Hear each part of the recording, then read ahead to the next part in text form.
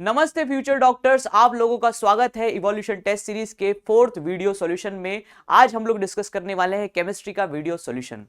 अगर आप नीट के लिए सीरियसली तैयारी कर रहे हो तो ध्यान रखो, केवल पढ़ाई करने से सिलेक्शन नहीं होगा, पढ़ाई के साथ साथ आपको टेस्ट देना पड़ेगा और टेस्ट के साथ साथ टेस्ट पेपर को एनालाइज भी करना जरूरी है। इस सॉल्यूशन में हम लोग देखने वाले हैं कितने बच्चे कौन से क्वेश्चन में फंसे, कहां सिली मिस्टेक किया, कौन सा टॉपिक उनको डिफिकल्ट लगा। अगर आपको भी पेपर में कोई टॉपिक डिफिकल्ट लगा और आपने सिली मिस्टेक की है तो कमेंट में जरूर अपनी सिली मिस्टेक मेंशन करना। देखते हैं कितने बच्चे सीरियसली अपनी प्रॉब्लम को सबके सामने शेयर कर पाते हैं। आइए स्टार्ट करते हैं क्वेश्चन नंबर 91 से। सबसे पहला क्वेश्चन जो हमारे सामने आया था दोस्तों, वो था मैच द कॉलम वाला क्वेश्चन। अब देखिए ये क्वेश्चन जो है ये नेम रिएक्शन बेस्ड क्वेश्चन है। इस वीडियो सॉल्यूशन में हम क्वेश्चन को सॉल्व तो करेंगे ही, साथ में उस क्वेश्चन को ट्रिक वाइज भी सॉल्व करेंगे। ठीक है, तो चलो आओ स्टार्ट करते हैं। ये जो क्वेश्चन आया है ये नेम रिएक्शन बेस्ड क्वेश्चन है, तो इस रिएक्शन बेस्ड क्वेश्चन को याद करते हैं with the help of trick. अब देखो सबसे पहले क्या करना है ना, ट्रिक वाइज याद करना है। 4 नेम रिएक्शन आई है क्वेश्चन में, चारों नेम रिएक्शन को ट्रिक वाइज याद कराते हैं। पहले तो देखो, एक आंटी है, उसका नाम है स्टेफी। याद रखें मैं कौन सी रिएक्शन याद करा रहा हूं, स्टेफन रिएक्शन याद करा रहा हूं। स्टेफन रिएक्शन क्या है, तो एक आंटी है स्टेफी और वो जहरीली बातें करती है। जब देखो जब वो जहरीली बातें करती है तो याद रखना स्टेफी आंटी जहरीली थी। जहरीला तो साइनाइड होता है, तो स्टेफी आंटी जहरीली थी, सुनती नहीं थी, चली जाती थी। तो SnCl2 डलेगा HCl की प्रेजेंस में और आपको मिल जाएगा एक अल्डिहाइड। तो ये जो रिएक्शन है कौन सी रिएक्शन है, कहेंगे स्टेफी आंटी जहरीली थी, सुनती नहीं थी, चली जाती थी, तो SnCl2 HCl डलेगा इसमें एक रिएजेंट।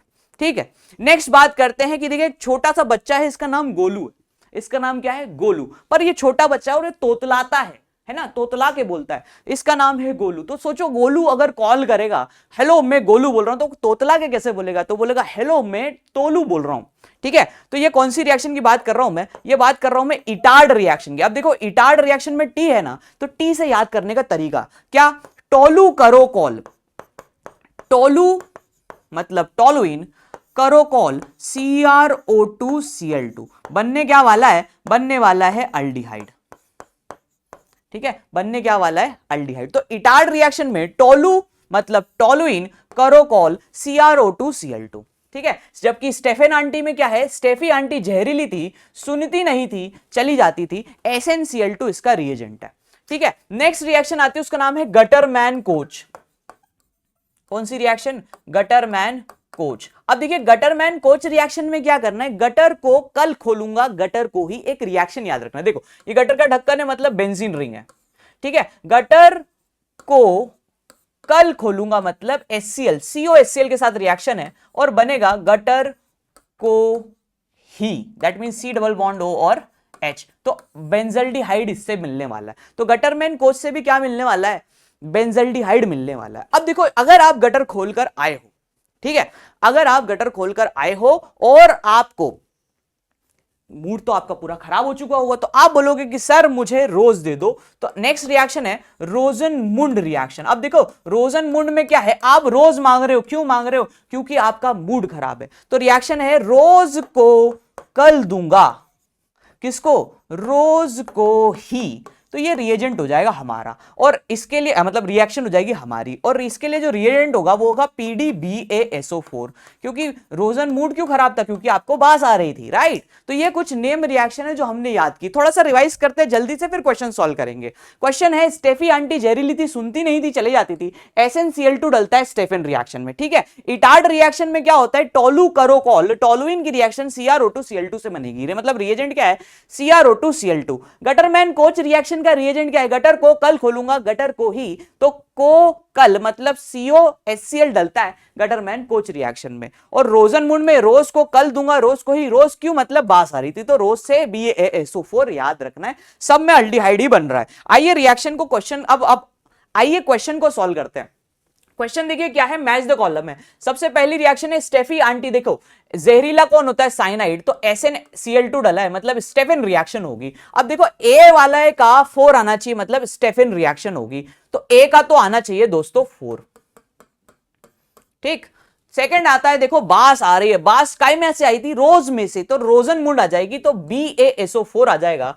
तो अगर अपना एसिटाइल क्लोराइड है, BSO4 डाला, अल्डिहाइड मिलेगा, तो ये तो रोजनमुंड रिएक्शन है, तो बी का 3 आ जाएगा दोस्तों। ठीक है, तो ए का 4, बी का 3।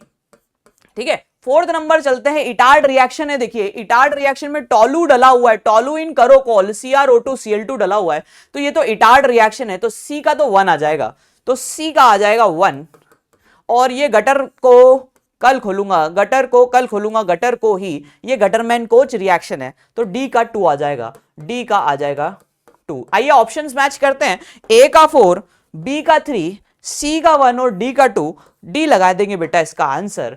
तो क्या आपको ये रिएक्शन ट्रिक वाइज मजा आया? मजा आया तो लाइक जरूर करना। चलो आगे बढ़ते हैं। नेक्स्ट क्वेश्चन है बेटा न्यूक्लियोफिलिक रिएक्शन की एडिशन रिएक्शन के लिए रिएक्टिविटी का ऑर्डर है। न्यूक्लियोफिलिक एडिशन रिएक्शन के लिए रिएक्टिविटी का ऑर्डर पे सवाल है। नाभिक की योगज अभिक्रिया के लिए उनकी क्रियाशीलता के संबंध में कौन सा कथन सही है? आपको ऑर्डर पहचानना है कि कौन सी रिएक्शन का ऑर्डर क्या होगा न्यूक्लियोफिलिक एडिशन रिएक्शन में। अब देखिए न्यूक्लियोफिलिक एडिशन में क्या करना है ना दोस्तों, याद रखना, जो भी न्यूक्लियोफिलिक एडिशन रिएक्शन होती है उसमें दो चीजें ध्यान में रखना। पहली चीज, जो हमारे अल्डिहाइड भाई साहब होते हैं उनकी कीटोन से रिएक्टिविटी बहुत ज्यादा होती है। पहली चीज तो ये याद रखना, क्या अल्डिहाइड की रिएक्टिविटी कीटोन से बहुत ज्यादा होती है। दूसरे नंबर पर बात करेंगे, अगर दूसरे नंबर पर बात करेंगे जिसमें इलेक्ट्रॉन विड्रॉइंग ग्रुप मतलब इलेक्ट्रॉन ग्राही समूह लगे होते हैं, है ना, जिसमें इलेक्ट्रॉन ग्राही समूह लगते हैं उनकी रिएक्टिविटी ज्यादा होती है। ये दो बातें बहुत ध्यान रखना। पहली बात क्या, अल्डिहाइड की कीटोन से ज्यादा रिएक्टिविटी है। दूसरी बात क्या, ग्राही समूह लगे होंगे तो न्यूक्लियोफिलिक एडिशन नाभिक ग्राही योगज अभिक्रिया बहुत ज्यादा तेजी से होगी, क्रियाशीलता ज्यादा होगी। आइए अपने पास जो ऑप्शंस अपन उनको मैच करके देखते हैं। सबसे पहले देखिए अपने पास लिखा हुआ है पैरा नाइट्रोबेंजल्डिहाइड, तो एक बना लेते हैं, बेंजल्डिहाइड बनाओ पहले, है ना, और उस पे लगा दो पैरा पे नाइट्रो NO2, क्या ठीक है। नेक्स्ट बनाओ बेंजल्डिहाइड, नेक्स्ट बना लेते हैं बेंजल्डिहाइड, बेंजीन के ऊपर अल्डिहाइड को बेंजल्डिहाइड बोलते हैं। नेक्स्ट है बेटा पैरा टोलू अल्डिहाइड। अब देखो पैरा टोलुइन मतलब टोलुइन की, ये टोलुइन बनाया तो उसकी पैरा पोजीशन पे अल्डिहाइड लगा देते हैं। और एक आया बेटा उसका नाम है एसिटोफिनॉन, क्या लगा रहे हैं, एसिटोफिनॉन मतलब C+O और CH3। अब सबसे पहला दिमाग तो ये लगाओ मेरे दोस्तों इसके अंदर कि कौन अल्डिहाइड और कौन कीटोन है। अब देखो कौन कीटोन है, ये भाई साहब कीटोन है, मतलब एसिटोफिनॉन की रिएक्टिविटी तो सबसे कम होगी क्योंकि बाकी सब तो अल्डिहाइड है। देखो ये भी अल्डिहाइड, ये भी अल्डिहाइड, ये भी अल्डिहाइड, तो किसकी रिएक्टिविटी सबसे कम हुई, भाई साहब कीटोन की। मतलब एसिटोफिनॉन की रिएक्टिविटी सबसे कम आना चाहिए, है ना, तो एसिटोफिनॉन की रिएक्टिविटी तो सबसे कम आना चाहिए। ऑप्शंस देखते हैं सीधा, देखो इसमें नहीं है, इसमें नहीं है, बचे ये और ये, है ना। अब पढ़ते हैं इन तीनों में, अब इन तीनों में सभी अल्डिहाइड, तो फिर क्या देखें, फिर देखते हैं सर किसमें ग्राही समूह लगा हुआ है, मतलब किसमें इलेक्ट्रॉन विड्रॉइंग ग्रुप लगा हुआ है। अब दोस्तों देखो किसमें विड्रॉइंग ग्रुप लगा हुआ है, तो देख सकते हैं NO2, NO2 एक इलेक्ट्रॉन विड्रॉइंग ग्रुप होता है, जबकि CH3 एक इलेक्ट्रॉन डोनेटिंग ग्रुप होता है। तो अब विड्रॉइंग ग्रुप जिसमें लगा होगा उसकी रिएक्टिविटी इन सब में सबसे ज्यादा हो जाएगी। तो अब सबसे ज्यादा में कौन आ जाएगा, कहेंगे पैरा नाइट्रो वाला, पैरा नाइट्रो वाला सबसे ज्यादा रिएक्टिव रहेगा। अब ऑप्शंस चलते हैं, पैरा नाइट्रो सबसे ज्यादा है, पैरा नाइट्रो सबसे ज्यादा है। अब भैया पैरा नाइट्रो तो दोनों में ही सबसे ज्यादा है, बचा कौन, अब इन दोनों में। अब देखो इसमें तो कोई ग्रुप नहीं लगा है तो इसकी रिएक्टिविटी ज्यादा होगी, मतलब अब आएगा किसका नाम, बेंजल्डिहाइड का, और इससे कम हो जाएगी किसकी, पैरा टोलू वाले की। ठीक है, तो हमारा जो ऑर्डर बना फाइनली, हमारा जो क्रम बना फाइनली, वो क्या बना, एसिटोफिनॉन की रिएक्टिविटी सबसे कम, फिर आया पैरा टोलू वाले की, फिर आया बेंजल्डिहाइड की, और फिर आया पैरा नाइट्रो वाले की। ऑप्शंस चेक करते हैं, पहले आएगा एसिटोफिनॉन, फिर आ जाएगा पैरा टोलू अल्डिहाइड, फिर आ जाएगा बेंजल्डिहाइड, और फिर आ जाएगा पैरा नाइट्रो बेंजल्डिहाइड। तो सेकंड वाला आ जाएगा दोस्तों एसिटोफिनॉन, पहले आ जाएगा, फिर आ जाएगा पैरा टोलू अल्डिहाइड, फिर आ जाएगा बेंजल्डिहाइड, और फिर आ जाएगा पैरा नाइट्रो बेंजल्डिहाइड। सेकंड लगाएंगे दोस्तों आंसर। क्या मजा आया क्वेश्चन में। चलो आओ नेक्स्ट क्वेश्चन करके देखते हैं। नेक्स्ट क्वेश्चन ने तो बच्चों को परेशान जरूर किया होगा, क्योंकि ये जो क्वेश्चन है ना दोस्तों, इस क्वेश्चन में दो चीजें एक साथ पूछी है। पहली चीज क्या है ना, ओजोनोलिसिस, दूसरी चीज क्या है ना, अल्डोल कंडेंसेशन। दोनों एक ही क्वेश्चन में पूछ मारा इसने, बहुत मजेदार टॉपिक है। आइए डिस्कस करते हैं, पहले क्वेश्चन पढ़ के देखते हैं। क्वेश्चन पढ़ के देखते हैं। Aman has asked to synthesize this molecule, Aman को एक मॉलिक्यूल बनाने को बोला है, ठीक है, बोला है he thought to prepare of this molecule using the aldol condensation, वो सोच रहा है कि ये अल्डोल से बना सकते हैं। हाउ भैया बना रहे होंगे?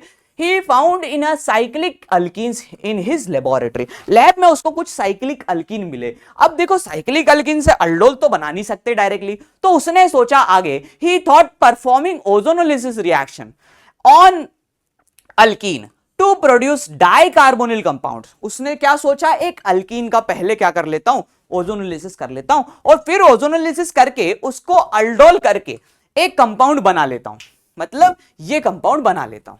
अब हमें यह ढूंढना है कि वो कंपाउंड, वो अल्कीन कौन सा होगा जिससे आप ये कंपाउंड बना सकते हो। क्या समझ में आया? थोड़ा हिंदी में भी डिस्कस कर लेते हैं। हिंदी वाले क्या कहना चाह रहे हैं, अमन को ये मॉलिक्यूल बनाना है, ठीक है, उसने सोचा इसको अल्डोल संघनन द्वारा बना सकते हैं, पर प्रयोगशाला में कुछ अल्कीन मिले हैं, चक्रीय अल्कीन। अब उन चक्रीय अल्कोन का ओजोनीय अपघटन अभिक्रिया द्वारा उसने द्विकार्बोनिल यौगिक बनाने की कोशिश की। फर्दर उनका फिर अल्डोल अभिक्रिया प्राप्त करके एक्स यौगिक का निर्माण किया है। अब हमें बताना है कि एक्स यौगिक निर्माण के लिए कौन सी अल्कीन उपयुक्त होगी। अब देखो वैसे तो ये बड़ा डिफिकल्ट क्वेश्चन था है, लेकिन अगर आप थोड़ा सा दिमाग लगाओगे तो तुरंत ही बन जाएगा। देखो कैसे, अब हमको तो पता है कि उसने कौन कौन सी अभिक्रिया करी है, तो देखो उसने दो अभिक्रिया करी है या दो रिएक्शंस करी है। पहला, उसने जो अल्कीन दिए हुए ना उन सबका क्या किया है, ओजोनोलिसिस किया हुआ है, और दूसरे नंबर पे उन्हीं अल्कीन का उसने क्या किया हुआ है, अल्डोल किया हुआ है।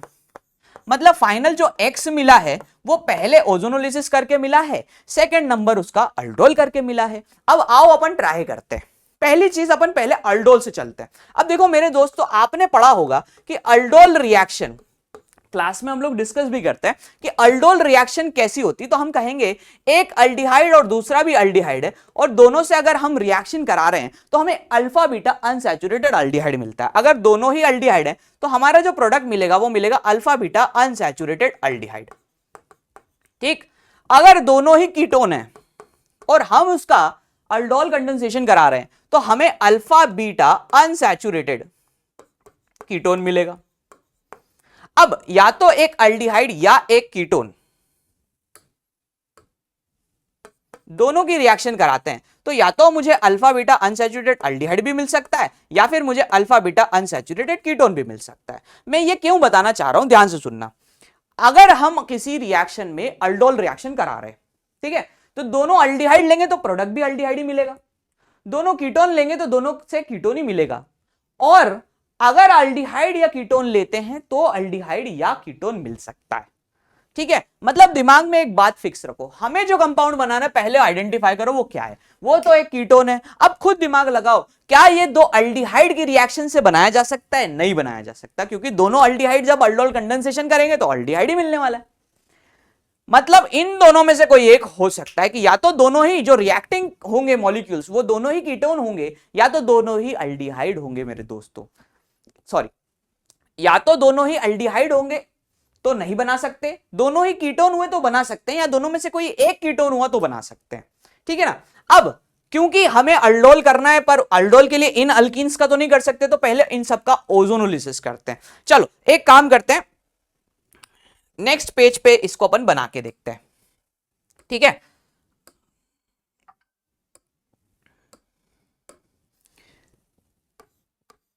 हमारे पास सबसे पहली वाली जो अल्कीन दी है वो ये दी है, ठीक है। एक अल्कीन हमारे पास ये वाली भी दी है ना, एक अल्कीन हमारे पास ये वाली भी दी है, और एक अल्कीन हमारे पास ये वाली भी दी है, ठीक है। ये चारों ऑप्शंस है हमारे पास। अब आओ इन सभी ऑप्शंस को ट्राई करके देखते हैं। सबसे पहले ये वाली जो हमारा अल्कीन है इसका ओजोनोलिसिस करते हैं। बेटा देखो, इसका ओजोनोलिसिस किया तो यहां डबल बॉन्ड, यहां डबल बॉन्ड, मतलब फाइनली हमें एक कीटोन मिल जाएगा ये वाला, और एक ये वाला अल्डिहाइड मिल जाएगा पहले वाले ऑप्शन से। दूसरे वाले ऑप्शंस को देखते हैं। इसको अगर मैंने किया, देखो यहां हाइड्रोजन है, ठीक है, तो यहां पर डबल बॉन्ड हो, यहां पर डबल बॉन्ड हो, मतलब फाइनली हम जब इसका करेंगे अल्डोल कंडेंसेशन, सॉरी ओजोनोलिसिस, तो हमें कुछ इस टाइप का कंपाउंड मिल सकता है। मतलब ये भी अल्डिहाइड, ये भी अल्डिहाइड। अगर मैं इसका ओजोनोलिसिस करता हूं तो यहां पर देखो हाइड्रोजन है, यहां पर भी हाइड्रोजन है, तो ये ओजोनोलिसिस करके मैं इस प्रकार का अल्डिहाइड बना सकता हूं। और एक ये है, इसमें अगर मैंने ओजोनोलिसिस किया तो I will get this compound, मुझे ये कंपाउंड मिल सकता है।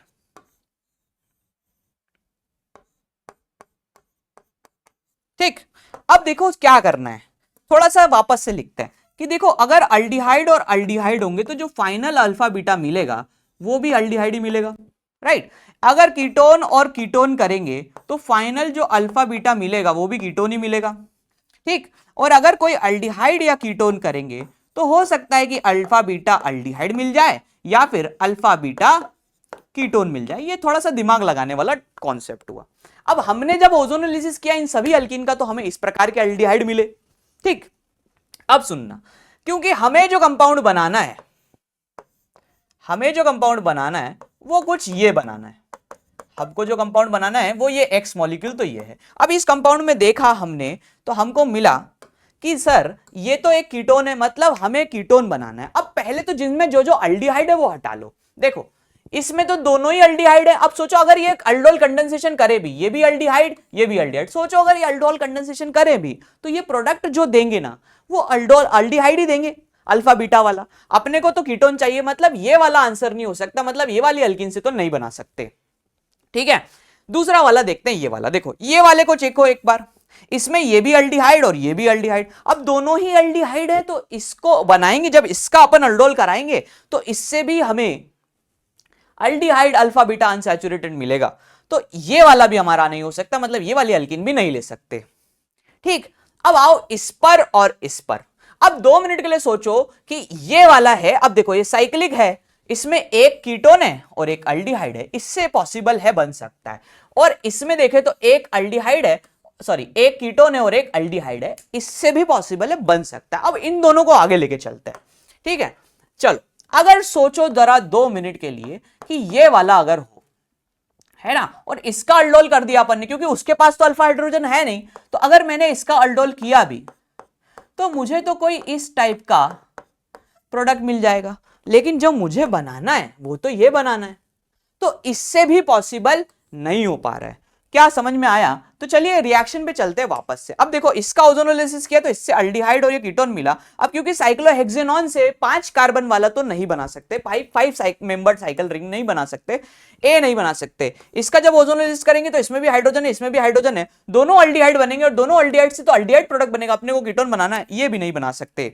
अब ये देखिए इसको हटाया तो इसमें भी हाइड्रोजन है, इसमें भी हाइड्रोजन है, दोनों में हाइड्रोजन है, ओजोनोलिसिस करके ये भी अल्डिहाइड देगा, ये भी अल्डिहाइड देगा, और दोनों अल्डिहाइड का जब अल्डोल कंडेंसेशन करेंगे तो भी अल्डिहाइड प्रोडक्ट मिलेगा, मतलब ये भी नहीं बना सकते। तो ऑप्शन एलिमिनेशन मेथड से हमने करा सॉल्व, आंसर इसका फोर्थ आ जाएगा, फोर्थ आ जाएगा बेटा इसका आंसर। फोर्थ वाले कंपाउंड से आप ये कंपाउंड जरूर बना सकते हो, ठीक है। तो बड़ा मजेदार क्वेश्चन था। आइए देखते हैं नेक्स्ट क्वेश्चन क्या है।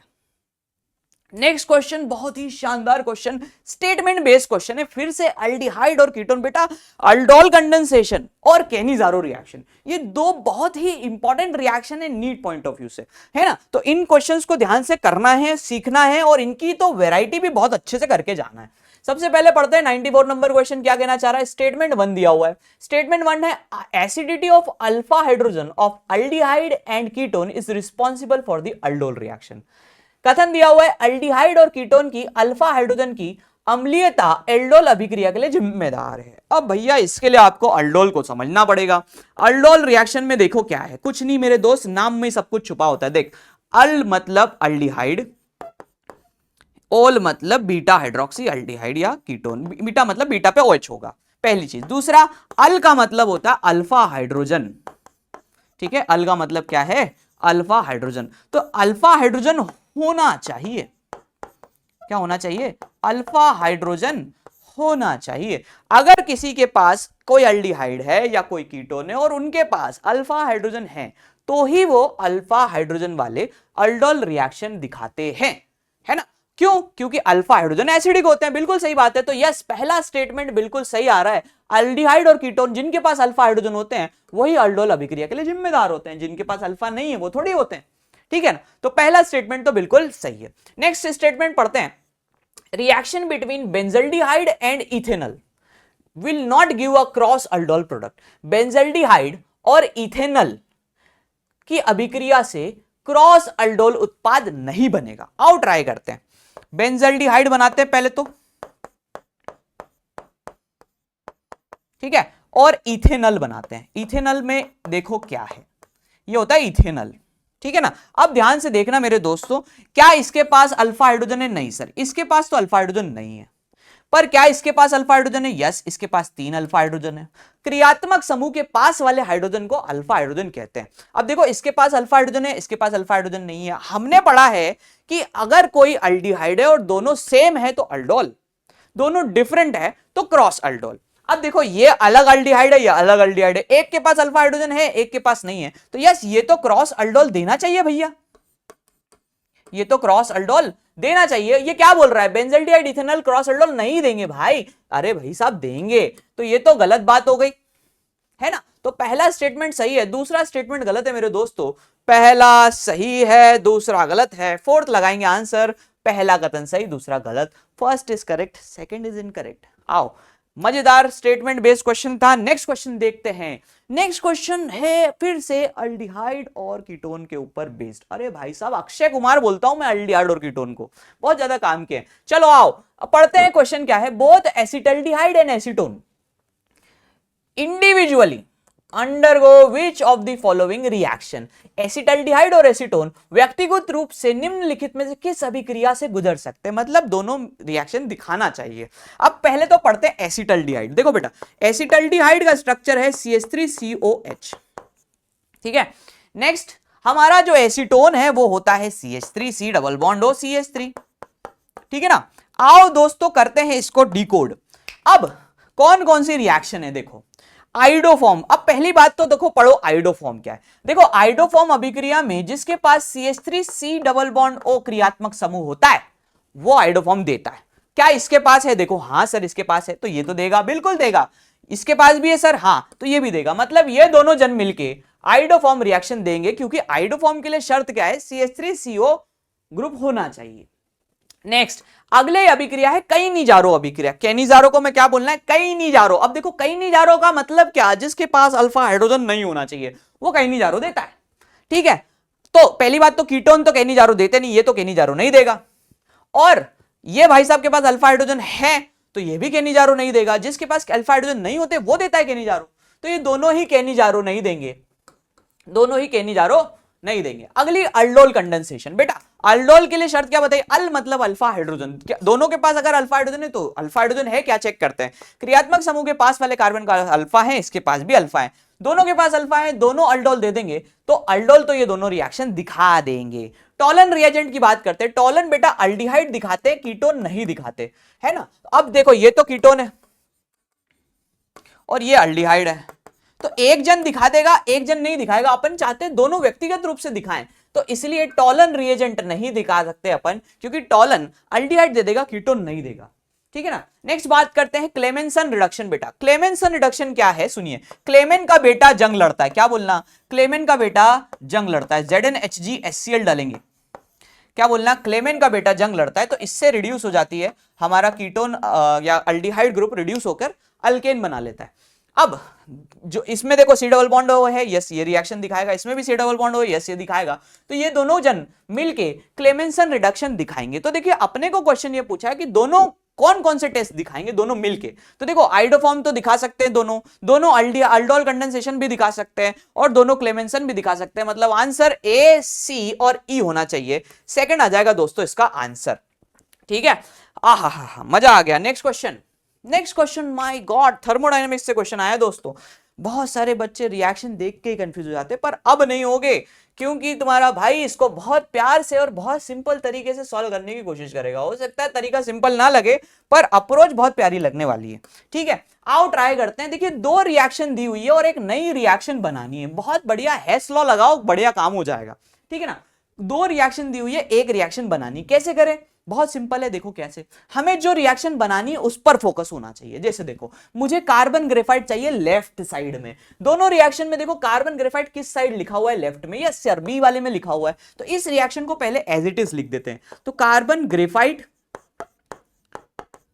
प्लस O2 से बनना चाहिए CO2, राइट। और इसका delta H as it is लिख देता हूं -Y, ठीक है ना, ये रिएक्शन मुझे लेना पड़ेगी। अब मुझे देखो मेरी रिएक्शन में CO चाहिए, CO देखो यहां लिखा हुआ है, पर मुझे कितना CO चाहिए, 1, यहां कितना लिखा है 2, क्यों ना मैं इसको 2 से डिवाइड कर दूं इस रिएक्शन को। जब मैं किसी रिएक्शन को 2 से डिवाइड करता हूं तो उसका डेल्टा एच भी 2 से डिवाइड हो जाता है, और इस रिएक्शन को कर देता हूं रिवर्स। बेटा जब रिएक्शन होती है रिवर्स तो साइन चेंज हो जाता है, तो इस रिएक्शन को 2 से डिवाइड करके साइन चेंज कर देते हैं। 2 से डिवाइड कर दिया तो यहां 2 CO2 था तो CO2 बचेगा, कन्वर्ट हो जाएगा CO में और हाफ O2 में।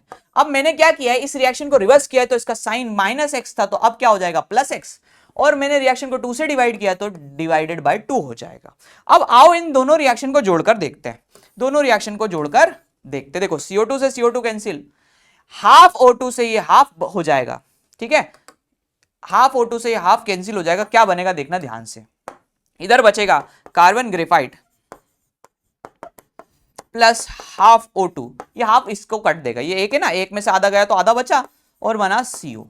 ठीक मेरे दोस्त, अब देखो हमारे को ये रिएक्शन बनानी थी, देखो यही रिएक्शन बनानी थी, यस ये बनानी थी, मतलब इन दोनों रिएक्शन के डेल्टा एच को अब जोड़ने से काम हो जाएगा। जब दो रिएक्शन ऐड होती है तो उनका डेल्टा एच भी तो ऐड होता है। आओ इनको ऐड करते, तो -y प्लस x/2 आया है, सॉल्व करते हैं इसको तो ये इधर पहुंच जाएगा, तो -2y प्लस x/2 आ रहा है। थोड़ा सा आगे पीछे लिख लेते हैं, x - 2y/2 आ रहा है। ऐसा कौन सा ऑप्शन है, ट्राई करते हैं। देखिए ऐसा ऑप्शन मुझे दिख रहा है सेकंड वाला, तो सेकंड आ जाएगा दोस्तों इसका आंसर। मजा आया? चलो आओ नेक्स्ट क्वेश्चन देखते हैं। नेक्स्ट क्वेश्चन है एटॉमिक स्ट्रक्चर से बोहर मॉडल। अरे भाई साहब ऐसा कोई पेपर नहीं तो बोहर मॉडल ना आए, बोहर मॉडल तो बहुत ही बढ़िया क्वेश्चन आता है। देखो ट्राई करके देखते हैं। सबसे पहले स्टेटमेंट बेस्ड क्वेश्चन है ना। अब जब भी स्टेटमेंट बेस्ड क्वेश्चन आए ना दोस्तों, करना क्या, करना स्टेटमेंट को ध्यान से पढ़ना। पहली बात तो पढ़ो, Bohr theory accounts for the stability of line spectrum of the Li+ ion. Bohr सिद्धांत Li+ आयन की स्थिरता और रेखा स्पेक्ट्रम की व्याख्या करता है। थोड़ा सा बोहर मॉडल पढ़ लो, कोई दिक्कत थोड़ी, पढ़ लोगे तो कानों में से बाहर थोड़ी आ जाएगा। चलो Bohr model, Bohr model applicable होता है बेटा, बोहर मॉडल कहां पर लगता है तो हम कहेंगे सिंगल इलेक्ट्रॉन स्पीशीज पे। किसके लिए? जिसके पास एक इलेक्ट्रॉन होता है, मतलब किस पे लग सकता है, हाइड्रोजन पे लग सकता है, हीलियम प्लस पे लग सकता है, लिथियम 2+ पे लग सकता है। यहां क्या लिखा है, अरे लिथियम प्लस लिख दिया, गड़बड़ कर दी, लिथियम 2+ होना चाहिए था, तो ये तो गलत हो गया। आया, बोहर मॉडल एक इलेक्ट्रॉन स्पीशीज पर लगता है, ये एक इलेक्ट्रॉन स्पीशीज नहीं है, इसलिए ये कथन गलत हो जाएगा। सेकंड इस कथन पढ़ते हैं। सेकंड कथन है, Bohr theory was unable to explain the splitting pattern lines in presence of magnetic field. Bohr का सिद्धांत चुंबकीय क्षेत्र की उपस्थिति में स्पेक्ट्रल के विभाजन की व्याख्या करने में असमर्थ होता है। तो बिल्कुल बात सही है, बोहर का मैग्नेटिक स्प्लिटिंग पैटर्न बेटा मैग्नेटिक फील्ड की प्रेजेंस में और इलेक्ट्रिकल फील्ड की प्रेजेंस में बोहर ने उस स्प्लिटिंग लाइन को एक्सप्लेन नहीं करा। तो सेकंड बात तो बिल्कुल सही है। आइए पढ़ते हैं। स्टेटमेंट 1 गलत है, स्टेटमेंट 2 सही है, statement 1 is false, statement second is true, fourth लगाएंगे इसका आंसर। कथन 1 असत्य है और कथन 2 सत्य है मेरे दोस्तों। आओ नेक्स्ट पढ़ते हैं। नेक्स्ट क्वेश्चन फिर से बोहर मॉडल का क्वेश्चन, और ये तो बढ़िया मजेदार क्वेश्चन है। आओ करते हैं इसको तरीके से। Ratio of the shortest wavelength of the 2 spectral lines of the hydrogen spectrum is found to be 9। ठीक है, द स्पेक्ट्रल सीरीज आर। बहुत ही थोड़ा सा दिमाग लगाएंगे तो बन जाएगा। हाइड्रोजन स्पेक्ट्रम की 2 स्पेक्ट्रल श्रृंखलाओं की सबसे छोटी तरंग दैर्घ्य का अनुपात लगभग 9 पाया गया है। तो ये स्पेक्ट्रल श्रृंखलाएं क्या होंगी? अब देखो इसको करना कैसे था, इसको ऐसे करना था कि आपको लगाना था 1/λ का फॉर्मूला। 1/λ का फॉर्मूला होता है RZ² अपॉन 1/N1 का स्क्वायर माइनस 1/N2 का स्क्वायर। ये फॉर्मूला लगाना था। अब देखो करना कैसे, सुनो। क्योंकि इसने पूछी शॉर्टेस्ट वेवलेंथ, सबसे छोटी तरंग दैर्घ्य। बेटा जो सबसे छोटी तरंग दैर्घ्य होती है वो फाइनली कहां जाती है, तो वो अनंत में जाती है। मतलब N2 की वैल्यू क्या रखनी है, अनंत। अब खुद सोचो, N2 अनंत रख देंगे तो ये वैल्यू तो खत्म हो जाएगी। और प्रोपोर्शनल लगाऊं तो हमारा जो शॉर्टेस्ट मतलब जो सबसे छोटी तरंग दैर्घ्य होगी, लैम्डा होगी, वो किसके समानुपाती आएगी, किसकी डायरेक्टली प्रोपोर्शनल आएगी, N1 के स्क्वायर के। मतलब जहां से वो लेखा चालू होगी। मतलब इस बात से अपन एक फॉर्मूला बना सकते हैं कि लेमडा जो शॉर्टेस्ट होती है वो किसकी डायरेक्टली प्रोपोर्शनल आती है, n1 के स्क्वायर के, ठीक है ना, n1 के स्क्वायर के। अब देखो रेशो निकालते हैं। अब n1 क्या है उसको बाद में समझेंगे, अब ये रेशो निकालो कि दो शॉर्टेस्ट 1/λ2 का जो रेशो आया है वो कितना आया है, 9 आया है। अब किसका ऐसा रेशो 9 आ सकता है ना, ट्राई करते हैं। देखो सबसे पहले लिख लेते हैं लाइमन बामर पाशन ब्रैकेट, है ना, ब्रैकेट फंड, है ना, फंड तक ही है, फंड तक लिख लेते हैं। लाइमन के लिए 1, इसके लिए 2, इसके लिए 3, इसके लिए 4, इसके लिए 5, n की वैल्यू। चलो पाश्चन के लिए कितनी है तो 3 है, फंड के लिए कितनी है तो 5 है, ठीक है। लाइमन के लिए 1 है, इसके लिए 3 है, बाल्मर के लिए 2 है, इसके लिए 4 है, इसके लिए 4 है और इसके लिए 5 है। अब देखो कैसे करना है, ठीक है ना, कुछ नहीं है, λ1/λ2 का फॉर्मूला, हमारा जो आंसर आना चाहिए वो कितना आना चाहिए, 9। अब इनका रेशो निकाल लो, स्क्वायर का रेशो निकालना है n के स्क्वायर का। चलो 3 का स्क्वायर 9, थोड़ा सा इसको अपन अलग तरीके से यहां पर करते हैं, ठीक है ना, ये अपन निकाल लिया अपन ने, अपना रेशो क्या आना चाहिए, 9 आना चाहिए। यहां पर करते हैं, यहाँ थोड़ा सा जगह भी है अपने पास, ठीक है ना। तो λ1/λ2 पाश्चन के लिए 3 का स्क्वायर और फंड के लिए 5 का स्क्वायर, ठीक है ना, फंड के लिए 5 का स्क्वायर। सॉल्व करते हैं तो कितना आएगा, 3 का स्क्वायर 9 और 5 का स्क्वायर 25, तो 9/25 है, 25/9 आ जाएगा, तो ये तो गलत आएगा बेटा, ठीक है। नेक्स्ट सेकंड वाला करते हैं। सेकंड वाले में अपन लाइमन और पाश्चन निकालते हैं, है ना। तो ऊपर पाश्चन रख रहा हूं 3 का स्क्वायर और नीचे लाइमन रख रहा हूं 1 का स्क्वायर। सॉल्व किया तो देखो 9 आया, तो किसका अनुपात 9 आया दोस्तों, सेकंड वाले का अनुपात 9 आया, इसलिए सेकंड लगाएंगे मेरे दोस्तों इसका आंसर। तो ऐसे करना होता है। चलो आओ देखते हैं नेक्स्ट क्वेश्चन। नेक्स्ट क्वेश्चन फिर से असर्शन रीजन है, असर्शन, बढ़िया असर्शन आते हैं तो बड़ा मजा आता है, पेपर बनाने वाले को, बच्चों की तो हवा टाइट हो जाती है, पर ठीक है करके देखते हैं। राइबोसोम के बच्चों की तो बिल्कुल हवा टाइट नहीं हो सकती, क्योंकि हम प्रैक्टिस ही ऐसी करते हैं। आओ ट्राई करते हैं, असर्शन और रीजन। असर्शन बनाते हैं दोस्तों। असर्शन क्या है, energy of 2s orbital of the hydrogen is greater than the energy of the 2s orbital of the lithium. कथन, हाइड्रोजन परमाणु के 2s कक्षकों की ऊर्जा लिथियम परमाणु के 2s कक्षकों की ऊर्जा से अधिक होती है। क्या ट्राई करके देखें क्या इस बात को। देखो हाइड्रोजन का 2s और कौन है, लिथियम का 2s, है ना। अब बेटा क्या है ना, अगर दोनों कक्षक समान हैं, दोनों ऑर्बिटल सेम है, देखो ये भी ऑर्बिटल 2s है, ये भी ऑर्बिटल 2s है, तो अगर कक्षक समान है, अगर ऑर्बिटल सेम है, तो एनर्जी किसकी ज्यादा होती है, कैसे निकालेंगे, जिसका z ज्यादा होता है उसकी एनर्जी कम हो जाती है, ठीक है ना। क्या बोलेंगे, जिसका z ज्यादा होता है उसकी एनर्जी कम हो जाती है। तो कह रहा है z किसका ज्यादा, देखो हाइड्रोजन का z तो 1 है और इसका z तो 3 है, तो z किसका ज्यादा है, लिथियम का, तो z हाइड्रोजन का कम है, इसलिए उसकी एनर्जी ज्यादा होना चाहिए। पढ़ के देखते हैं, energy of 2s orbital of hydrogen is greater than the atomic, बिल्कुल सही बात है, हाइड्रोजन की ज्यादा आ रही है भाई साहब, हाइड्रोजन परमाणु के 2s कक्षक की ऊर्जा ज्यादा आ रही है। क्यों, क्योंकि जिसका z ज्यादा है उसकी एनर्जी कम हो जाएगी, है ना। मतलब एटॉमिक नंबर बढ़ाने से एनर्जी कक्षकों की कम हो जाती है समान कक्षकों के लिए।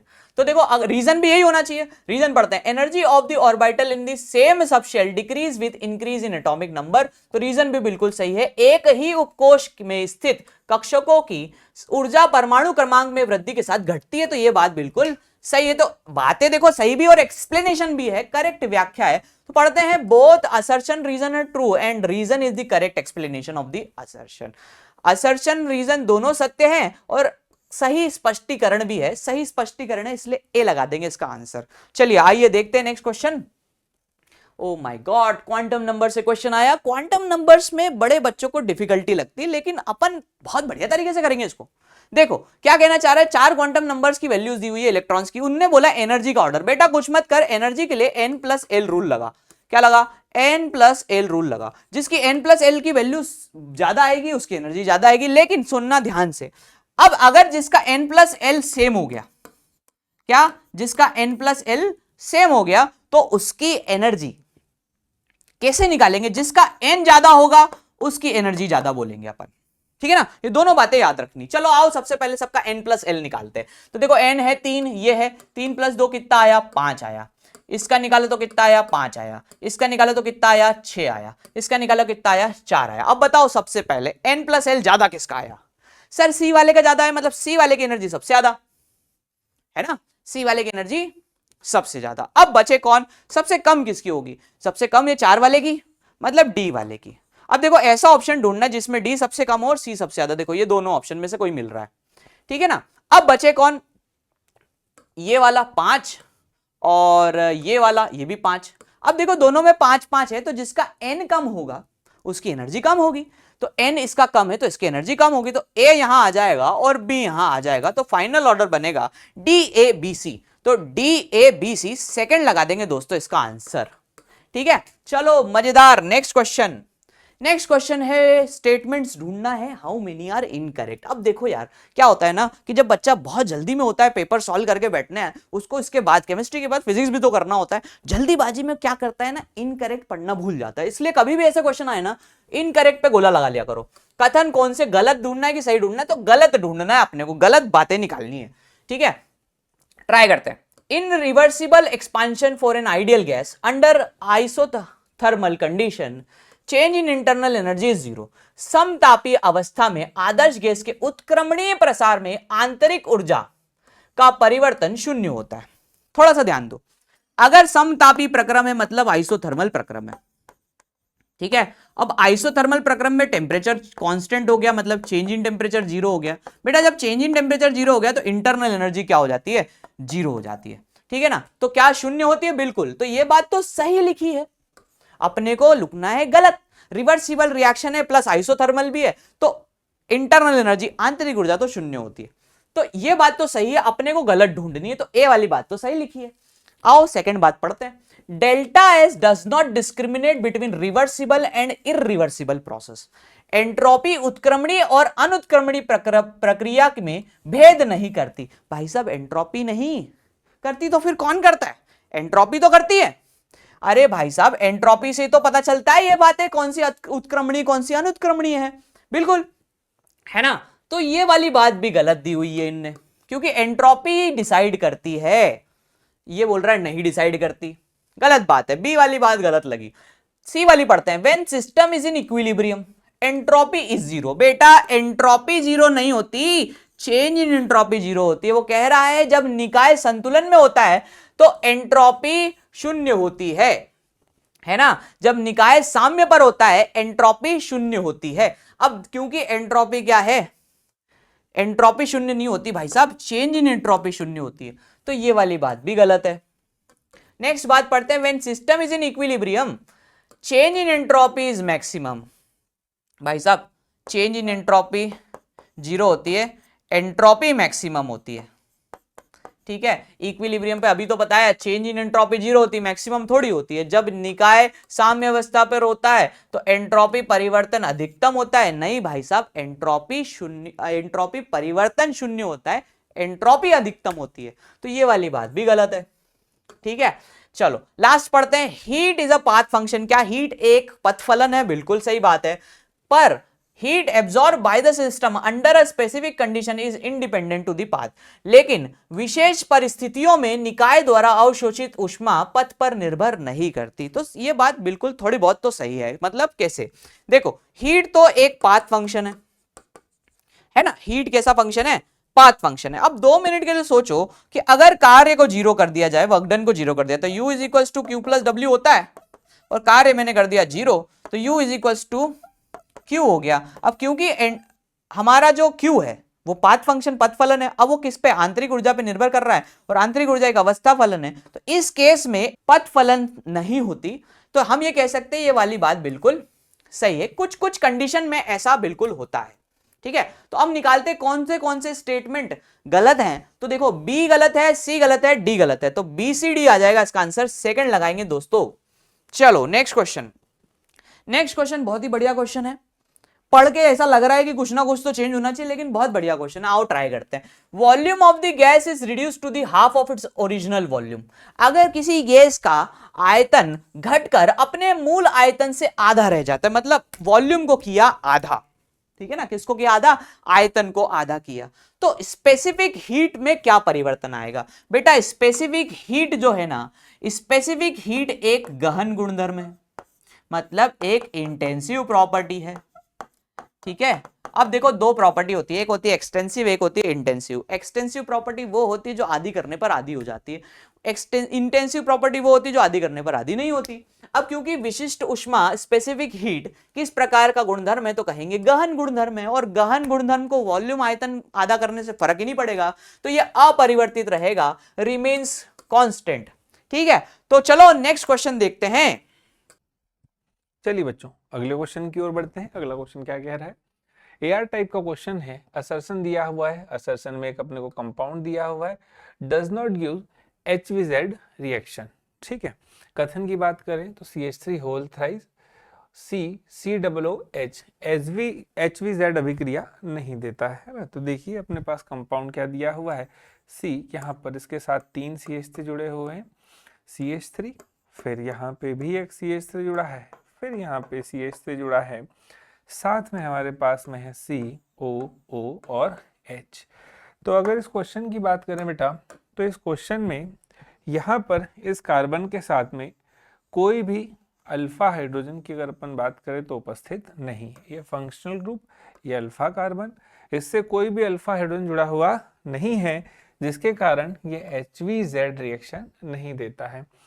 HVZ रिएक्शन में क्या होता है कि अल्फा हाइड्रोजन हट जाता है, उसकी जगह पर हेलोजन जिसमें क्लोरीन या ब्रोमीन आकर के जुड़ जाता है, तो ये HVZ अभिक्रिया नहीं देगा।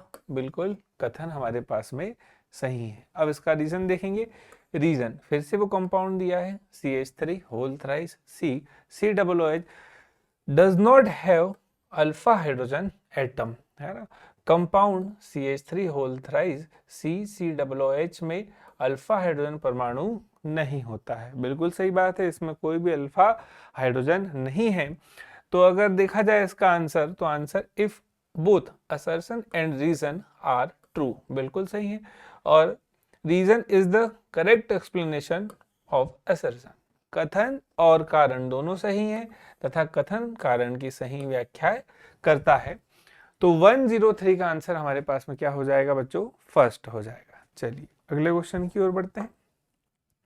अगला क्वेश्चन है, consider the following reactions from this reaction which reaction will gives carboxylic acid as a major product। निम्न अभिक्रियाओं पर विचार कीजिए, इन अभिक्रियाओं में से कौन सी अभिक्रिया कार्बोक्सिलिक अम्ल मुख्य उत्पाद के रूप में प्रदान करती है, ठीक है। तो सबसे पहली बात करेंगे फर्स्ट वाले के लिए, देखते हैं क्या ये प्रदान करती है। तो यहाँ अपने को दिया है RCN, साइनाइड का कंपाउंड है, इसका हम करेंगे पार्शियली हाइड्रोलिसिस। तो पार्शियली हाइड्रोलिसिस करने पर हमारे पास में यहाँ क्या बन जाएगा बेटा, अमाइड बन जाएगा। आंशिक जल अपघटन दिया है बेटा, पूर्ण जल अपघटन नहीं है, तो इसका क्या बन जाएगा बेटा, अमाइड बन जाएगा।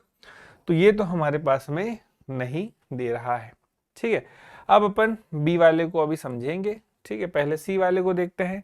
सी वाले में हमारे पास में क्या है, SN और साथ में HCl है, तो इसका रिडक्शन हो जाएगा, CH डबल बॉन्ड, साथ में क्या हो जाएगा बेटा, NH, फिर इसका हाइड्रोलिसिस कर दिया है H3O+, तो यहाँ बन जाएगा RCHO और साथ में बन जाएगा NH3, ठीक है। तो इसमें भी अपने को कंपाउंड जो चाहिए था वो मिल नहीं रहा है। PCC, अगली रिएक्शन देखते हैं, डी वाला ऑप्शन। तो PCC हमारे पास में है, ये वीक ऑक्सीडाइजिंग एजेंट होता है, तो ये अल्कोहल को कन्वर्ट कर देगा किसमें बेटा, एल्डिहाइड में, यहाँ पे भी नहीं मिलेगा। ये रिएजेंट हमारे पास में रोजेनमुंड वाला है, तो रोजेनमुंड रिएक्शन में भी हमको यहाँ पर मिल जाएगा C डबल बॉन्ड O और साथ में मिल जाएगा H। तो अगर आप देख सकते हैं कि फर्स्ट रिएक्शन में भी अपने को मेजर प्रोडक्ट में क्या नहीं मिला बेटा, एसिड कार्बोक्सिलिक एसिड नहीं मिला।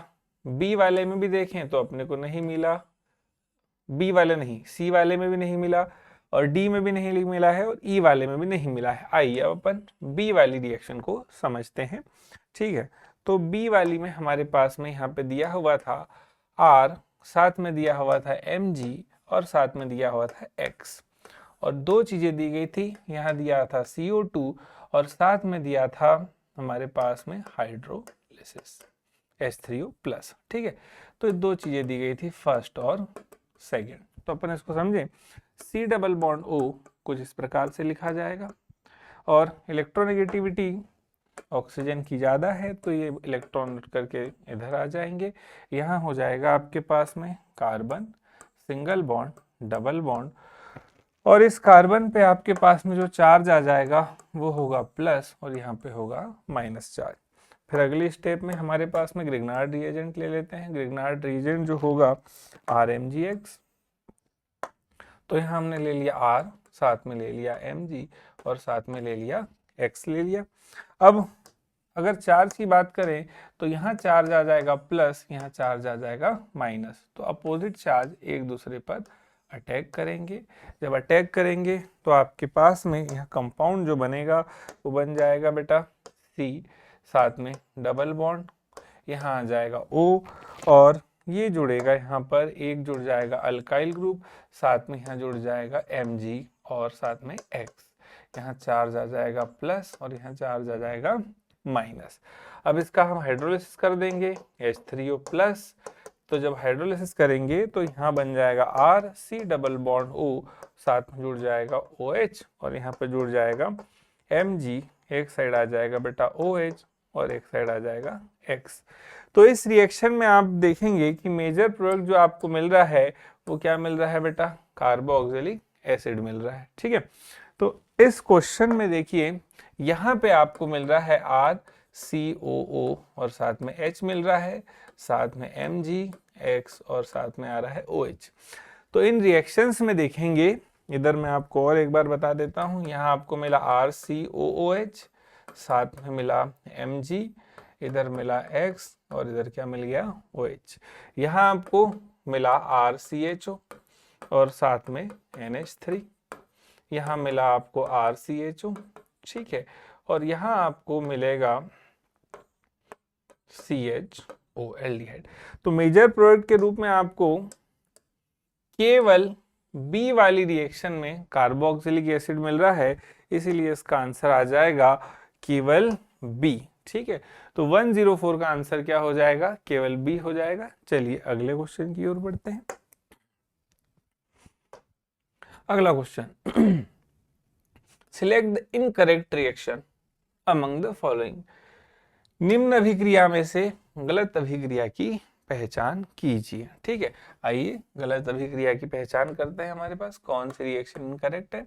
सबसे पहले एसिड हैलाइड है, इसका हाइड्रोलिसिस करेंगे तो बिल्कुल सही बात है, हमको क्या मिल जाएगा बेटा, एसिड मिलेगा। सेकंड, यहाँ हमारे पास में ये रिडक्शन करवा देगा किसका बेटा, CO ग्रुप का, और कार्बोक्सिलिक एसिड नहीं मिलेगा। इस रिएक्शन में हमको मिल जाएगा CH2, और साथ में क्या मिल जाएगा, NH2, ठीक है, इसका रिडक्शन हो जाएगा। तो ये वाली रिएक्शन जो अपने को दी है ये सही नहीं है, ठीक है। यहाँ देखें तो ये हमारे पास में ऑक्सीडाइजिंग एजेंट है, एल्कोहल को काय में कन्वर्ट करता है, एसिड में, बिल्कुल सही। ये जॉन सी एजेंट है, ये भी ऑक्सीडाइजिंग एजेंट होता है, स्ट्रॉन्ग ऑक्सीडाइजिंग एजेंट की तरह बिहेव करेगा, तो ये भी एल्कोहल को काय में कन्वर्ट कर देगा, एसिड में कन्वर्ट कर देगा। तो इनकरेक्ट हमारे पास में जो रिएक्शन हो जाएगी वो क्या हो जाएगी बेटा, सेकेंड हो जाएगी। तो 105 का क्या हो जाएगा हमारे पास में, सेकेंड। चलिए अगले क्वेश्चन की ओर बढ़ते हैं। Okay, identify the product in the following reaction. निम्न अभिक्रिया में उत्पाद की पहचान कीजिए, ठीक है। अब देखिए अपने को यहाँ पे क्लोरीन दिया हुआ है, पहला कंपाउंड KCN है, फिर उसका हाइड्रोलिसिस करवाना है, फिर Br2 और रेड फॉस्फोरस H2 है। तो ये हमारे पास में H2, ये वाली रिएक्शन है HVZ, ठीक है। यहाँ हमारे पास में क्या होगा तो अपन देखते हैं उसको, ठीक है। तो सबसे पहले आपके पास दिया है बेटा कुछ इस प्रकार से कंपाउंड दिया है, यहाँ पे आपके पास में क्लोरीन जुड़ा हुआ है, C और L जुड़ा हुआ है, ठीक है। चलिए इसको थोड़ा सा अब इसकी पहली स्टेप में जो रिएक्शन करवा रहे हैं वो करवा रहे हैं बेटा KCN के साथ में। तो लास्ट टेस्ट में भी इस टाइप का क्वेश्चन था, जब अपन रिएक्शन करते हैं तो यहाँ पर KCl बाहर निकल जाएगा और यहाँ कौन जुड़ जाएगा बेटा, C और N जुड़ जाएगा। ठीक है, फिर जब अपन आगे बढ़ेंगे इसका हाइड्रोलिसिस करवा देंगे H2O और साथ में किसके, HCl के। देखिए आपको दिया भी हुआ है H2O और साथ में क्या दिया हुआ है, HCl। तो इसका कंप्लीटली हाइड्रोलिसिस होगा और ये कन्वर्ट हो जाएगा COO और H में। एक स्टेप और आएगी, अमाइड बनेगा, फिर हाइड्रोलिसिस करेंगे तो फिर हमारे पास में ये मिलेगा। ठीक है, अब इसमें आपको एक चीज देखना है कि यहाँ पर अल्फा हाइड्रोजन उपस्थित है। ठीक है, अब इसमें जो अगला कंपाउंड आपको दिया है बेटा, जिसके साथ में रिएक्शन करवा रहे हैं, वो दिया है रेड फास्फोरस, साथ में दिया है Br2 और H2O। तो ये रिएक्शन है HVZ। तो इस रिएक्शन में आपके पास COOH अल्फा हाइड्रोजन निकल जाएगा और उसकी जगह पे कौन जुड़ जाएगा बेटा, ब्रोमीन जुड़ जाएगा। तो ये आपके पास में क्या होगा, आंसर होगा, है ना। आइए देखते हैं क्या आंसर दिया है। तो इसका आंसर हमारे पास में क्या हो जाएगा बच्चों, सेकंड हो जाएगा। ठीक है, पहली स्टेप में क्या हुआ, यहाँ से हमारे पास में Cl निकला, उसकी जगह Cn जुड़ गया, फिर हाइड्रोलिसिस हुआ तो वो काय में कन्वर्ट हो गया, COOH ग्रुप में। फिर एक अल्फा हाइड्रोजन था, ये HVZ रिएक्शन था तो ब्रोमीन जुड़ गया। ठीक है, तो 106 का क्या आंसर आ जाएगा, सेकंड आंसर आ जाएगा। चलिए अगले क्वेश्चन की ओर बढ़ते हैं। ठीक है, ए बॉडी ऑफ मास कितना ग्राम दिया है, 10 gram, is moving with a velocity of 100 meter per second, the wavelength associate with it is. Hindi की अगर बात करें तो 100 नहीं 10 ग्राम वाला है। 10 ग्राम 10 ग्राम द्रव्यमान का एक पिंड 100 मीटर पर सेकंड के वेग से घूम रहा है, तो इससे संबंधित तरंग दैर्घ्य होगी। तो अगर अपन देखें तरंग दैर्घ्य का सूत्र क्या होता है, लैम्डा इक्वल टू हमारे पास में आ जाएगा, वेवलेंथ पूछी है और अपने को दिया है H अपॉन में क्या आ जाएगा, M और V आ जाएगा। अब H हमारे पास में क्या है बेटा, प्लैंक्स कांस्टेंट है ना, तो उसकी वैल्यू रख देंगे lambda equal to 6.626 into 10 to the power -34 joule और क्या हो जाएगा बेटा, सेकेंड। ठीक है, अब मास इसको यहाँ पे हमारे पास में काय में दिया हुआ है, मास दिया हुआ है ग्राम में, पर यहाँ अपने को काय में रखना पड़ेगा, किलोग्राम में, तो कन्वर्ट करेंगे 0.01 और साथ में क्या आ जाएगा, केजी। ठीक है, कन्वर्जन क्यों किया हुआ है बेटा, तो अपन इस पे क्लास में डिटेल में बात करते हैं कि क्यों अपन इसको कन्वर्ट करते हैं। ठीक है, अब मल्टीप्लाई बाय साथ में अपने को क्या दिया हुआ है, वेलोसिटी दी है, तो वो अपने को दी है 100 और साथ में काय में दी है, मीटर पर सेकंड में दी है। ठीक है, इसका जब अपन मल्टीप्लाई करेंगे तो 6.626 इंटू 10 टू द पावर -34 और अपॉन में हमारे पास में आ जाएगा, जब इसका मल्टीप्लाई करेंगे तो 1, तो 1 का तो कोई ऐसा डिवाइड करेंगे तो आंसर लगभग क्या आ जाएगा बेटा, सेम ही आ जाएगा। तो 107 के लिए जो हमारे पास में आंसर होगा वो क्या हो जाएगा बेटा, सेकंड हो जाएगा, 6.626 into 10 to the power -34 metre. ठीक है, चलिए अगले क्वेश्चन की ओर बढ़ते हैं। From the following pairs of ion, which one is not an isoelectronic pair? निम्न में से कौन सम इलेक्ट्रॉनिक युग्म नहीं है? तो सम इलेक्ट्रॉनिक युग्म क्या होता है बेटा, जिसमें इलेक्ट्रॉनों की संख्या समान होती है, सेम नंबर ऑफ इलेक्ट्रॉन्स होते हैं। ठीक है, तो सबसे पहले अगर अपन फर्स्ट वाले की बात करें तो आयरन का जो एटॉमिक नंबर होता है वो होता है 26। 26 में से 2 चले जाएंगे तो हमारे पास में 2 क्यों चले जाएंगे, क्योंकि ये +2 में है, तो इलेक्ट्रॉन कितने बचेंगे, 24 इलेक्ट्रॉन। ठीक है, Mn की बात करें तो Mn का 25, 2 चले जाएंगे तो 23 इलेक्ट्रॉन। तो इसमें नंबर ऑफ इलेक्ट्रॉन सेम नहीं है, पर अपन सारे सॉल्व कर लेते हैं। सेकंड की बात करें, ऑक्सीजन और फ्लोरीन है, तो O2 8 इलेक्ट्रॉन, 8 2 ले लिए, कितने होंगे, 10 इलेक्ट्रॉन होंगे। ये भी कितने इलेक्ट्रॉन हो जाएंगे, 10, तो इसमें सेम है। थर्ड वाले की बात की जाए बेटा तो थर्ड वाला है Na+, साथ में आपके पास में क्या है बेटा, Mg2+, है ना। तो Na+ में इलेक्ट्रॉन देखेंगे, 11 में से 1 चले जाएगा, 10 इलेक्ट्रॉन, 12 में से 2 चले जाएंगे, कितने इलेक्ट्रॉन, 10। तो इसमें भी सेम आ रहे हैं। फोर्थ वाले की बात करें, Mn2+, तो Mn2+ में देखेंगे 25 में से 2 चले गए, 23, और 26 में से जब 3 इलेक्ट्रॉन चले जाएंगे तो यहाँ पे भी 23 इलेक्ट्रॉन्स आएंगे। तो आप देख रहे हैं कि केवल फर्स्ट वाला ऐसा है कि जिसमें नंबर ऑफ इलेक्ट्रॉन क्या नहीं है बेटा, सेम नहीं है, अलग अलग है।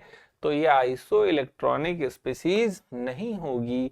तो 108 का आंसर हो जाएगा फर्स्ट। अगले क्वेश्चन की ओर बढ़ते हैं। बहुत ही अच्छा क्वेश्चन है। The probability distribution curve for 2s electrons looks like. 2s electron के लिए प्रायिकता वितरण वक्र कैसा दर्शाता है। तो देखिए, प्रोबेबिलिटी का जो भी ग्राफ होता है उसको अपन दर्शाते हैं साइन स्क्वायर से या आर स्क्वायर से, और इसके लिए जो ग्राफ है उसकी वैल्यू, ये जो लाइन है इसके नीचे नहीं जाती है, मतलब अपन कह सकते हैं कि कर्व नेगेटिव में नहीं जाएगा, है ना। तो 2s s का ग्राफ है, वो न्यूक्लियस से थोड़ा सा कहाँ चालू होता है बेटा, दूर से चालू होता है। तो देखिए सारे ग्राफ को छोड़ करके न्यूक्लियस से दूर से चालू हो रहे हैं। अब अपन निकालेंगे नोड। तो देखिए हमारे पास में रेडियल नोड बराबर होता है n-l- और कितना आ जाएगा, 1 आ जाएगा। तो 2s के लिए बात कर रहे हैं अपन, 2s के लिए, तो 2s के लिए n की वैल्यू तो हो गई 2 और l की वैल्यू कितनी हो जाएगी, 0। तो रेडियल नोड जो हमारे पास में हो जाएगा वो हो जाएगा 2 - 0 - 1। तो रेडियल नोड बराबर हमारे पास में कितना आ जाएगा, 1। तो ये जो ग्राफ है वो केवल कितनी बार टच करेगा, एक बार। तो आप देखो यहाँ एक बार टच कर रहा है, तो ये हमारे पास नोड हो गया और इसकी वैल्यू भी 1 आ रही है। तो आंसर कितना हो जाएगा, फर्स्ट। यहाँ टच नहीं कर रहा है, ये तो यहाँ गलत जगह से स्टार्ट हो रहा है और इसमें 2 नोड आ रहे हैं, तो ये भी नहीं होगा, ये भी नहीं होगा, ये भी नहीं होगा। तो 109 का क्या हो जाएगा बेटा, फर्स्ट वाला हो जाएगा। चलिए अगले क्वेश्चन की ओर बढ़ते हैं। अगला क्वेश्चन है, the energies E1 E2 of two radiations are 25 and 50 electron volt respectively. The relation between their wavelengths अपने को दिया है λ1 और λ2 में अपने को बताना है रिलेशन। दो विकिरणों की ऊर्जाएं E1 तथा E2 क्रमशः 25 इलेक्ट्रॉन वोल्ट तथा 50 इलेक्ट्रॉन वोल्ट है। उनके तरंग दैर्घ्य अर्थात λ1 तथा λ2 के बीच में संबंध होगा। तो सबसे पहले फॉर्मूला E1 अपॉन क्या हो जाएगा, E2, λ2 अपॉन क्या हो जाएगा, λ1। ठीक है, ये फॉर्मूला होगा। एनर्जीज की अगर बात करें, 25 अपॉन क्या हो जाएगा, 50, λ2 अपॉन λ1। इसको अपन सॉल्व कर लेंगे तो 1/2 आ जाएगा। 1/2 इक्वल टू λ2 अपॉन क्या होगा बेटा, λ1। तो इधर हमारे पास में λ1 चले जाएगा, λ1 इक्वल टू हो जाएगा 2λ2। तो ऐसा आंसर अपने को कौन सा दिखाई दे रहा है, सेकंड वाला। ठीक है, चलिए अगले क्वेश्चन की ओर बढ़ते हैं बच्चों। For which of the following reaction will delta H be equal to delta U. निम्न में से किस अभिक्रिया के लिए डेल्टा H डेल्टा यू के मान बराबर होंगे। तो सबसे पहले रिलेशन देखेंगे, डेल्टा H बराबर delta U plus delta NG और साथ में क्या आ जाएगा, RT। तो ये हमारे पास में क्या हो गया, फॉर्मूला हो गया। डेल्टा H और डेल्टा यू का मान अगर अपन निकालेंगे तो उसके लिए अपने को क्या पता होना चाहिए, डेल्टा NG। और डेल्टा NG अपन निकालते हैं, delta NG equal to product और रिएक्टेंट साइड अपन देखते हैं गैस के मोल। ठीक है, तो HI हमारे पास में गैस में होगा बेटा।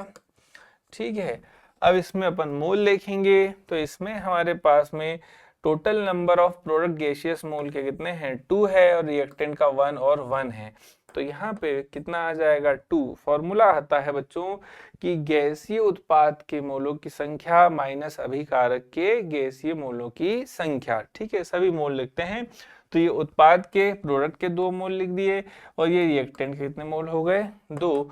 तो यहाँ डेल्टा Ng का मान क्या आ गया 0, और जहां डेल्टा Ng का मान 0 होगा तो ये पूरी टर्म 0 हो जाएगी, इसलिए डेल्टा H बराबर क्या हो जाएगा डेल्टा U।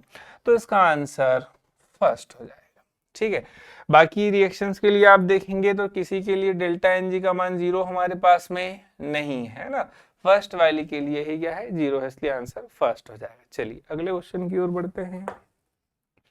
अगला क्वेश्चन है the work done during the reversible isothermal expansion. अपन ने क्लास में देखा भी है कि आपको दिया रहेगा कि रिएक्शन रिवर्सिबल है या नहीं है, तो यहाँ पे हमारे पास में क्या है reversible isothermal expansion of 1 mole of hydrogen gas at 25 degree centigrade and pressure of 20 atmosphere to 10 atmosphere is। R की वैल्यू भी आपको दी है। 25 डिग्री सेंटीग्रेड पर 1 मोल आदर्श गैस के 20 एटमॉस्फेयर दाब से 10 एटमॉस्फेयर दाब तक उत्क्रमणीय समतापीय प्रसारण के दौरान किया गया कार्य होगा। ठीक है, तो सबसे पहले अपने को क्या पता होना चाहिए सूत्र, तो W बराबर होगा -2.303 nRT log P1 upon P2। Volume दिया रहता तो फॉर्मूला चेंज हो जाता, V2 अपॉन क्या हो जाता V1, तो W इक्वल टू हो जाएगा -2.303। गैस के कितने मोल दिए हैं 1, R की वैल्यू कितनी दी है 2 दी है। ठीक है, साथ में आपके पास में टेम्परेचर 25 डिग्री दिया है, पर अपन केल्विन में लेंगे तो उसमें 273 जोड़ेंगे तो 298 केल्विन हो जाएगा, लॉग 20 बटे कितना हो जाएगा 10। प्रारंभिक इनिशियल हमारे पास में जो पहला प्रेशर था वो 20 से 10 हो गया, ये 0 से 0 कैंसिल हो जाएगा। इसको सॉल्व करेंगे -2.303 इंटू 2 इंटू 298 मल्टीप्लाई बाय यहाँ पे आ जाएगा log 2। ठीक है, log 2 की वैल्यू रख देंगे -2.303 multiply by 2 multiply by 298 multiply by 3010। इसको जब आप सॉल्व करेंगे तो आपके पास आंसर आ जाएगा -413.14 कैलोरी में क्या आएगा आंसर, तो इसका आंसर हमारे पास में क्या हो जाएगा सेकंड हो जाएगा। ठीक है, चलिए अगले क्वेश्चन की ओर बढ़ते हैं बच्चों।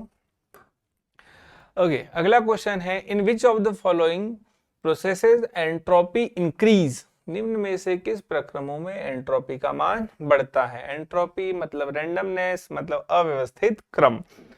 तो कब बढ़ेगा, सबसे पहला point a liquid evaporates to vapour, एक द्रव वाष्प में वाष्पित होगा। तो बिल्कुल सही बात है, जब द्रव को गर्म करेंगे वो वाष्प बनाएगा तो एंट्रोपी रैंडमनेस क्या होगी बढ़ेगी। ठीक है, टेम्परेचर भी बढ़ ही रहा है, गर्म कर रहे हैं उसको वाष्पित हो रहा है तो एंट्रोपी बढ़ेगी। ए तो सही हो गया, और ये पूछ भी रहा है किसमें किसमें इंक्रीज होगी। ठीक है, temperature of a crystalline solid lowered from 130 kelvin to 0 kelvin, है ना। एक क्रिस्टलीय ठोस का ताप 130 केल्विन से 0 केल्विन तक घट रहा है। अगर टेम्परेचर कम करेंगे तो अव्यवस्थित क्रम रैंडमनेस क्या हो जाएगा कम हो जाएगा, इसमें एंट्रोपी इंक्रीज नहीं होगी। ठीक है, सी वाले में देखते हैं, जब अपन सोडियम बाइकार्बोनेट के 2 मोल को गर्म कर रहे हैं, पर आपको ये ध्यान रखना है कि ये 2 मोल तो हैं,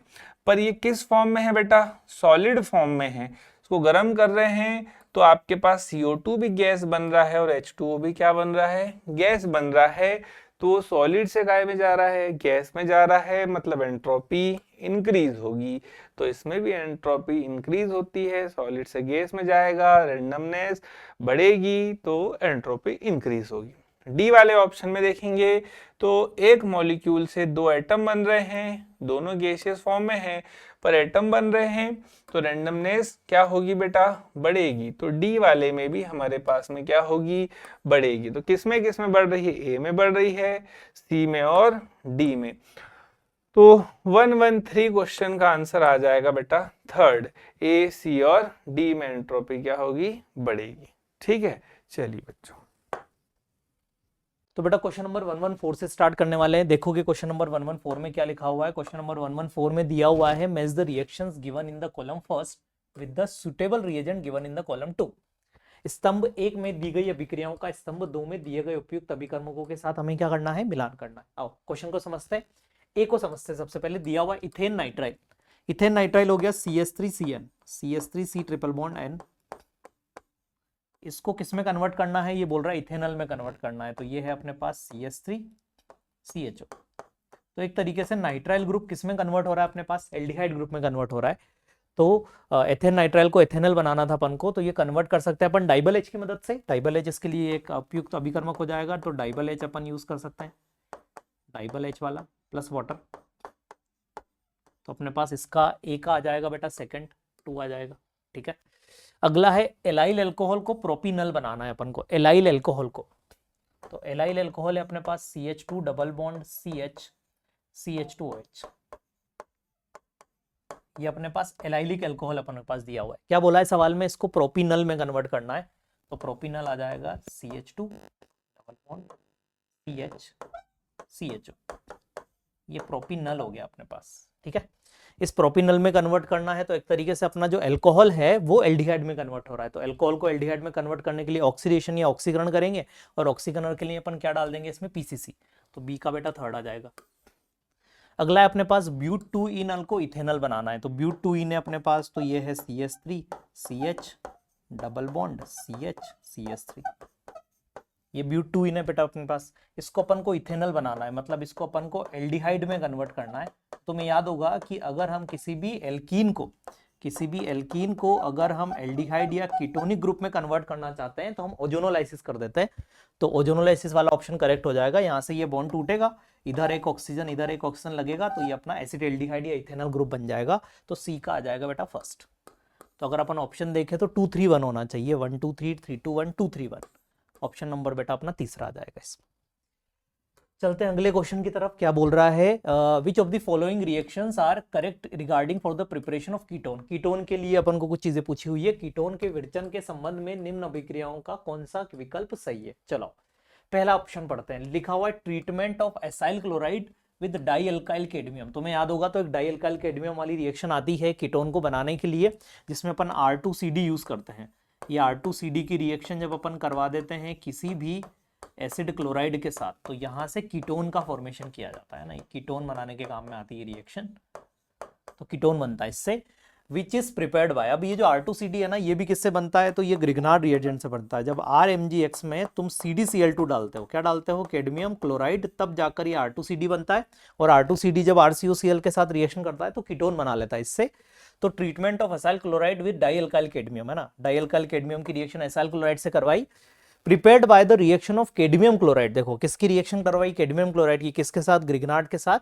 तो ये हमें क्या दे देंगे बेटा, कीटोन्स। चलो, ग्रिग्नार्ड अभिकर्मक तथा कैडमियम क्लोराइड की अभिक्रिया से प्राप्त, तो ग्रिग्नार्ड अभिकर्मक और कैडमियम क्लोराइड की अभिक्रिया से प्राप्त हमारे पास डाई अल्काइल कैडमियम है कि अभिक्रिया किससे करवाई गई, एसिल क्लोराइड से, तो ये हमें कीटोन प्राप्त होते हैं। तो पहला ऑप्शन बिल्कुल ठीक लिखा हुआ है, पहला ऑप्शन बिल्कुल ठीक है बेटा। दूसरा है व्हेन बेंजीन और substituted benzene is treated with acid chloride in the presence of anhydrous AlCl3 it gives the corresponding ketone. निर्जल एल्यूमिनियम क्लोराइड की उपस्थिति में बेंजीन या प्रतिस्थापित बेंजीन अम्ल क्लोराइड के साथ अभिक्रिया करके संगत कीटोन देते हैं। तुम्हें याद होगा तो ये जो स्टेटमेंट लिखा हुआ है ये है फ्रीडल क्राफ्ट एसाइलेशन अभिक्रिया का। तो यहाँ पर अपने पास बेंजीन है, इस बेंजीन की रिएक्शन जब अपन RCOCl के साथ करवाते हैं in the presence of anhydrous AlCl3, निर्जल AlCl3 की उपस्थिति में करवाते हैं, तो ये फ्रीडल क्राफ्ट एसाइलेशन के अंदर ऐसा होता है। और इसमें बेंजीन से हाइड्रोजन हटकर ये RCO ग्रुप आके लग जाता है। इसको एसाइलेशन के नाम से जानते हैं, फ्रीडल क्राफ्ट एसाइलेशन। तो ये भी बिल्कुल ठीक है, कीटोन बनता है यहाँ से, एसीटोफिनोन वगैरह यहाँ से बनाया जा सकता है।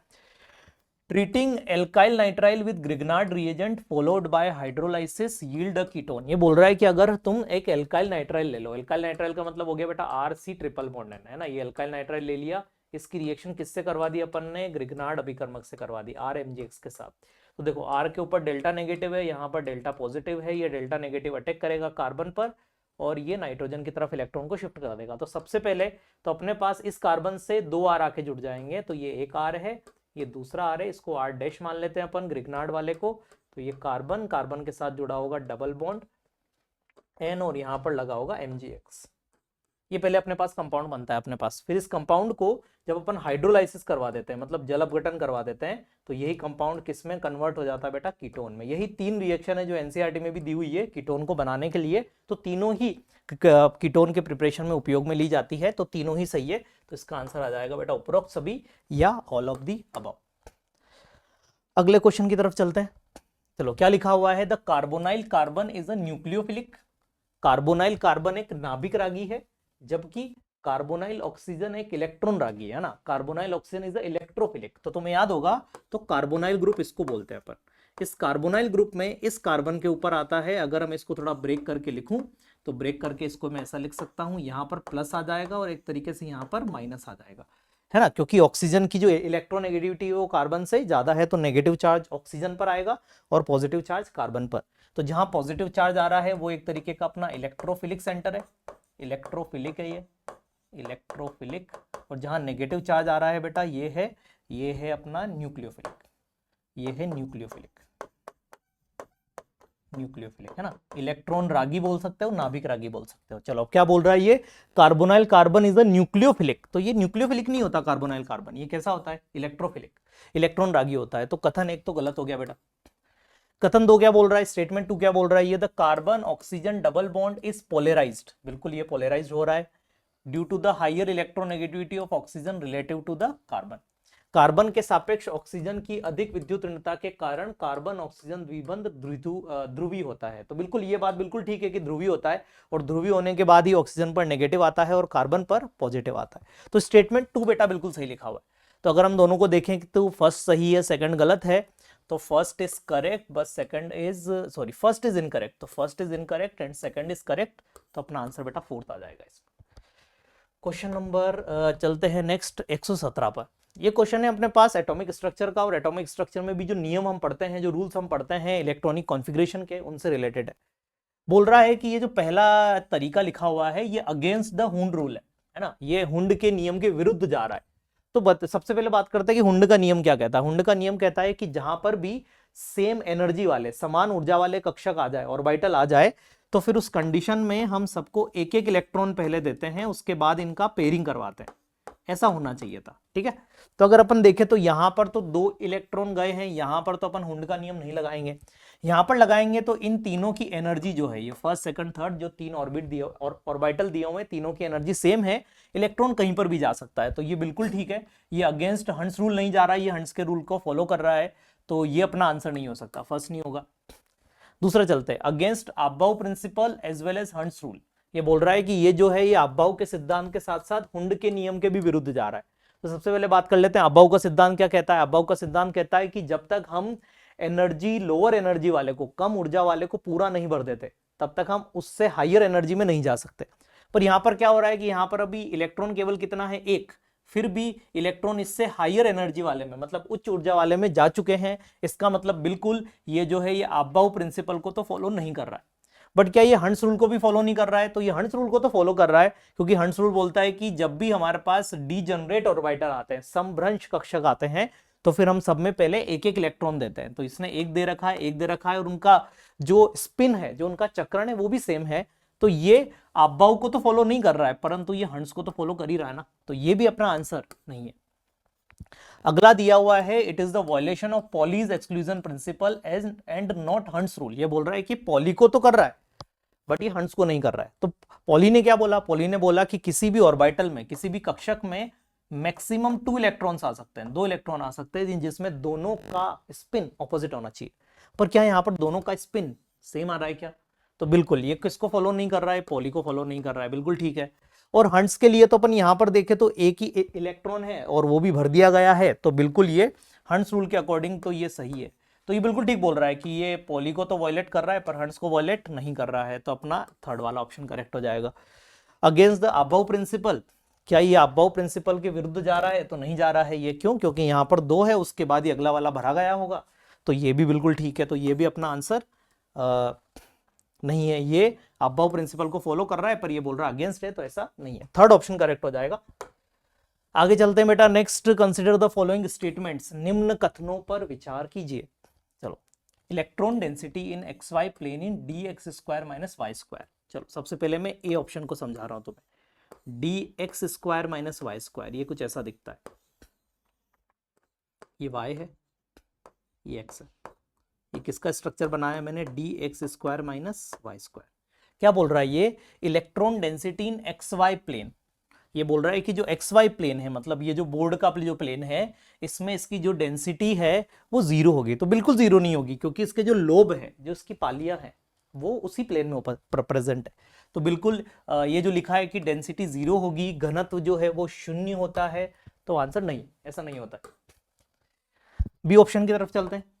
बी ऑप्शन में क्या है? Electron density in X Y plane in D Z square. तो चलो ये डीजेड स्क्वायर को बना देते हैं। ये जेड एक्सिस ले लिया हमने और ये डीजेड स्क्वायर की 2 लोब बना दिए और इसके आसपास अपन ने सेरिंग बना दी। ये किसका स्ट्रक्चर हो गया? DZ square. तुम्हें याद होगा तो डीजेड स्क्वायर के अंदर तो कभी भी हमें कोई नोड नहीं मिलता। नोड नहीं मिलने का मतलब है कि यहाँ पर कभी भी ऐसा नहीं होगा कि इलेक्ट्रॉन डेंसिटी 0 होगी। पर ये क्या बोल रहा है कि एक्स वाई प्लेन में डेंसिटी या घनत्व क्या हो जाता है? 0। तो ऐसा भी कभी नहीं होगा।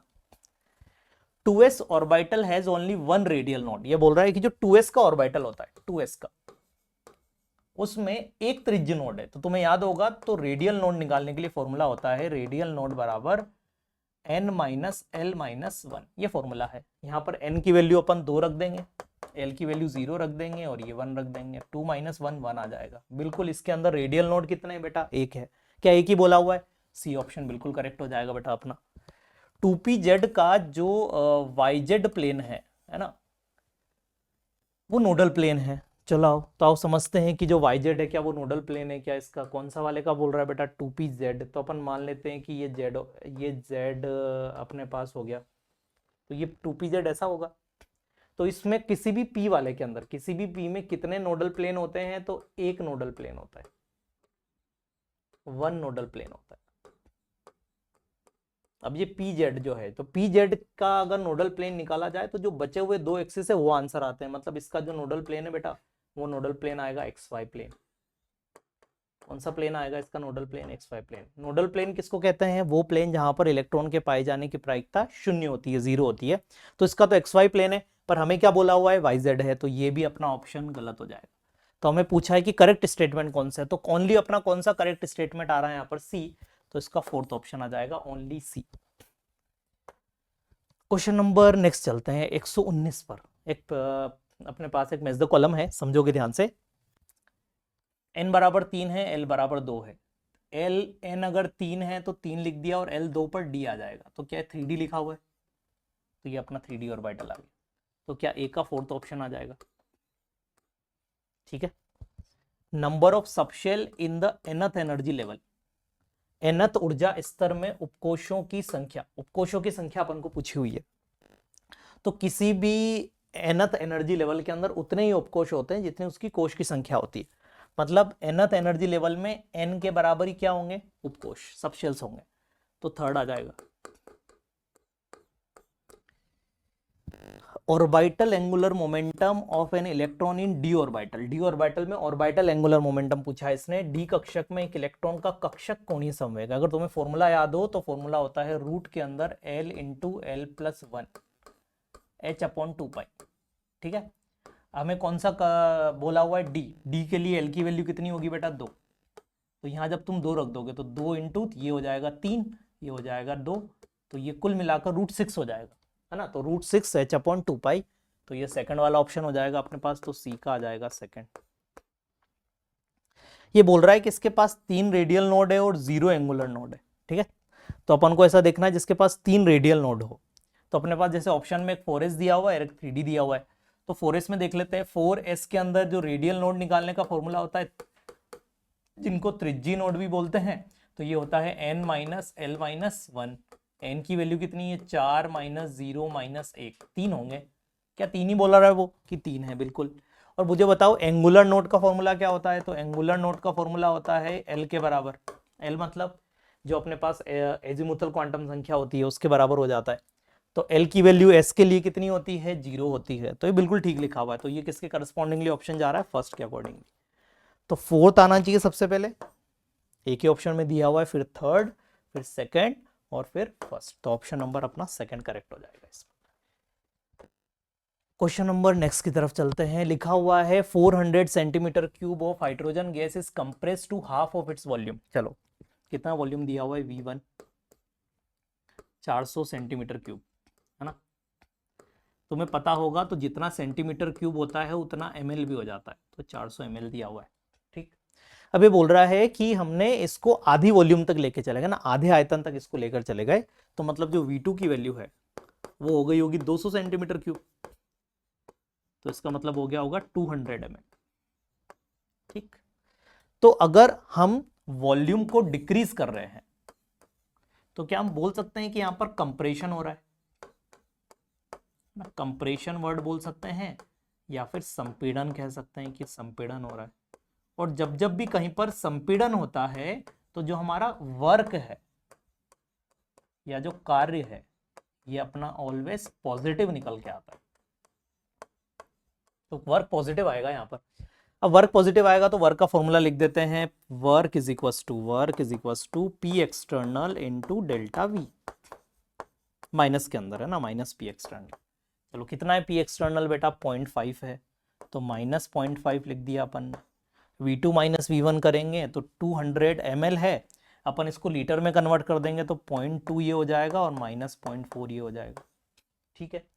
माइनस 0.2 में से 0.4 जाएगा तो ये बचेगा 0.5 माइनस में इनटू माइनस के अंदर 0.2, तो ये ओवरऑल बन जाएगा प्लस 0.1। अब तुम अगर इसका यूनिट समझो बेटा तो ये मैंने मिलीलीटर को किस में कन्वर्ट कर दिया था? लीटर में। तो ये लीटर एटीएम में आंसर आ गया। किसमें आ गया? Litre ATM.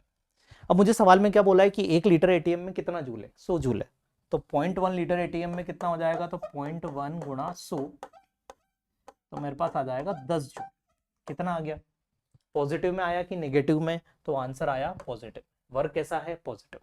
फिर क्या बोला इसने? During the process 8 joule of heat flows out to surrounding. ये बोल रहा है कि 8 जूल जो हीट है वो सराउंडिंग से बाहर निकल गई। तो अगर ये सराउंडिंग में निकल गई, तो सराउंडिंग में अगर ये निकल गई तो इसका मतलब यहां पर जो Q आएगा बेटा वो आएगा -8 जूल। कितना आएगा? और अगर ये -8 जूल आया है तो फिर फॉर्मूला लगा देंगे फर्स्ट लॉ का, डेल्टा U बराबर होता है Q प्लस W। Q की वैल्यू बेटा -8, वर्क अपने प्लस 10 आ गया है, तो ओवरऑल आंसर आएगा 2 जूल के बराबर। अपना 2 जूल आंसर निकल के आएगा, ऑप्शन नंबर थर्ड करेक्ट हो जाएगा। अगले क्वेश्चन की तरफ चलते हैं, देखेंगे ये भी एक थर्मोडायनेमिक्स का मेसोद कॉलम वाला क्वेश्चन है। हीट बोला है इसने, है उष्मा।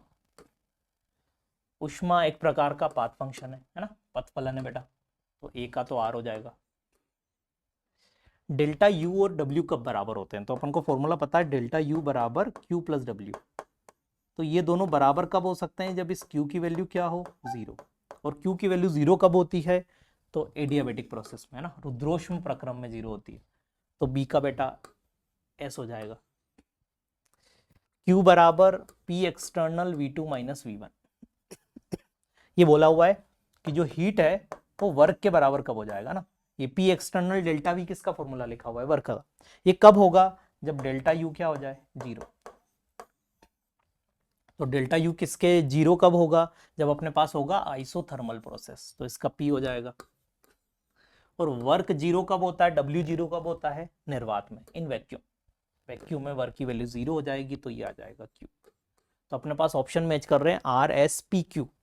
तो देखते हैं RSPQ, ऑप्शन नंबर सेकंड आ जाएगा। चलते बेटा नेक्स्ट क्वेश्चन में 122 क्या लिखा हुआ है? असर्शन रीजन का क्वेश्चन है। लिखा हुआ है at constant temperature heat absorbed by the gas is used in doing work. चलो फॉर्मूला लगाते हैं फर्स्ट लॉ का, डेल्टा यू बराबर Q plus W. Constant temperature बोला है तो डेल्टा टी जीरो है, डेल्टा टी जीरो है तो डेल्टा यू भी जीरो है, डेल्टा यू जीरो है, इसका मतलब क्यू बराबर क्या है बेटा, माइनस डब्ल्यू। क्यू बराबर माइनस डब्ल्यू मतलब हीट जितनी एब्जॉर्ब करेगा उतना ही काम भी कर लेगा। बात बिल्कुल ठीक लिखी हुई है, तो इस असर्शन तो बिल्कुल ठीक लिखा हुआ है ना। स्थिर ताप पर गैस द्वारा अवशोषित ऊष्मा, गैस जितनी अवशोषित करेगी उष्मा का उतना ही काम भी कर लेगी। लिखा हुआ है internal energy changes is zero for gas at constant temperature, तो वही तो लिखा है अपन ने, कांस्टेंट टेम्परेचर पर जो इंटरनल एनर्जी का चेंज होता है वो जीरो हो जाता है। नियत ताप पर गैस के लिए आंतरिक ऊर्जा परिवर्तन शून्य है, बिल्कुल ठीक है, यही एक्सप्लेनेशन है, यही इसका आंसर है, ये इसको करेक्टली एक्सप्लेन भी कर रहा है, तो पहला ऑप्शन मैच हो जाएगा अपना। अगला चलते हैं बेटा 123 वाले सवाल पर। a प्लस बी से बन रहा है c plus D plus Q भी लिखा हुआ है। जब भी किसी रिएक्शन में ऐसा लिखा मिले तुम्हें कि a प्लस बी से बन रहा है c plus D plus Q, इसका मतलब ये है कि उस रिएक्शन में एनर्जी रिलीज हो रही है, मतलब ये प्रोसेस एक्सोथर्मिक है, मतलब इसका डेल्टा एच बेटा नेगेटिव है। कैसा है बेटा, नेगेटिव। और धनात्मक एंट्रोपी परिवर्तन है तो डेल्टा एच नेगेटिव है और डेल्टा एस बेटा पॉजिटिव है ना, पॉजिटिव एंट्रोपी चेंज लिखा हुआ है। अगर डेल्टा एच नेगेटिव आ जाए, डेल्टा एस पॉजिटिव आ जाए, तो फॉर्मूला होता है डेल्टा जी बराबर delta H minus T delta S.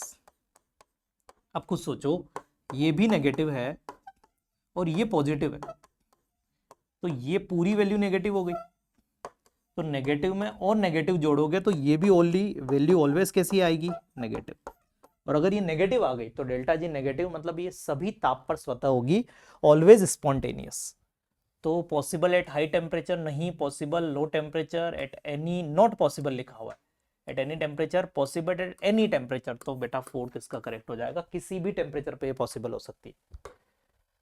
अगले सवाल की तरफ चलते हैं। For the homogeneous reaction X A plus Y B से M Y plus N Z बन रहा है, डेल्टा एच दिया है इसका और डेल्टा एस भी दिया हुआ है, ठीक है, ठीक है।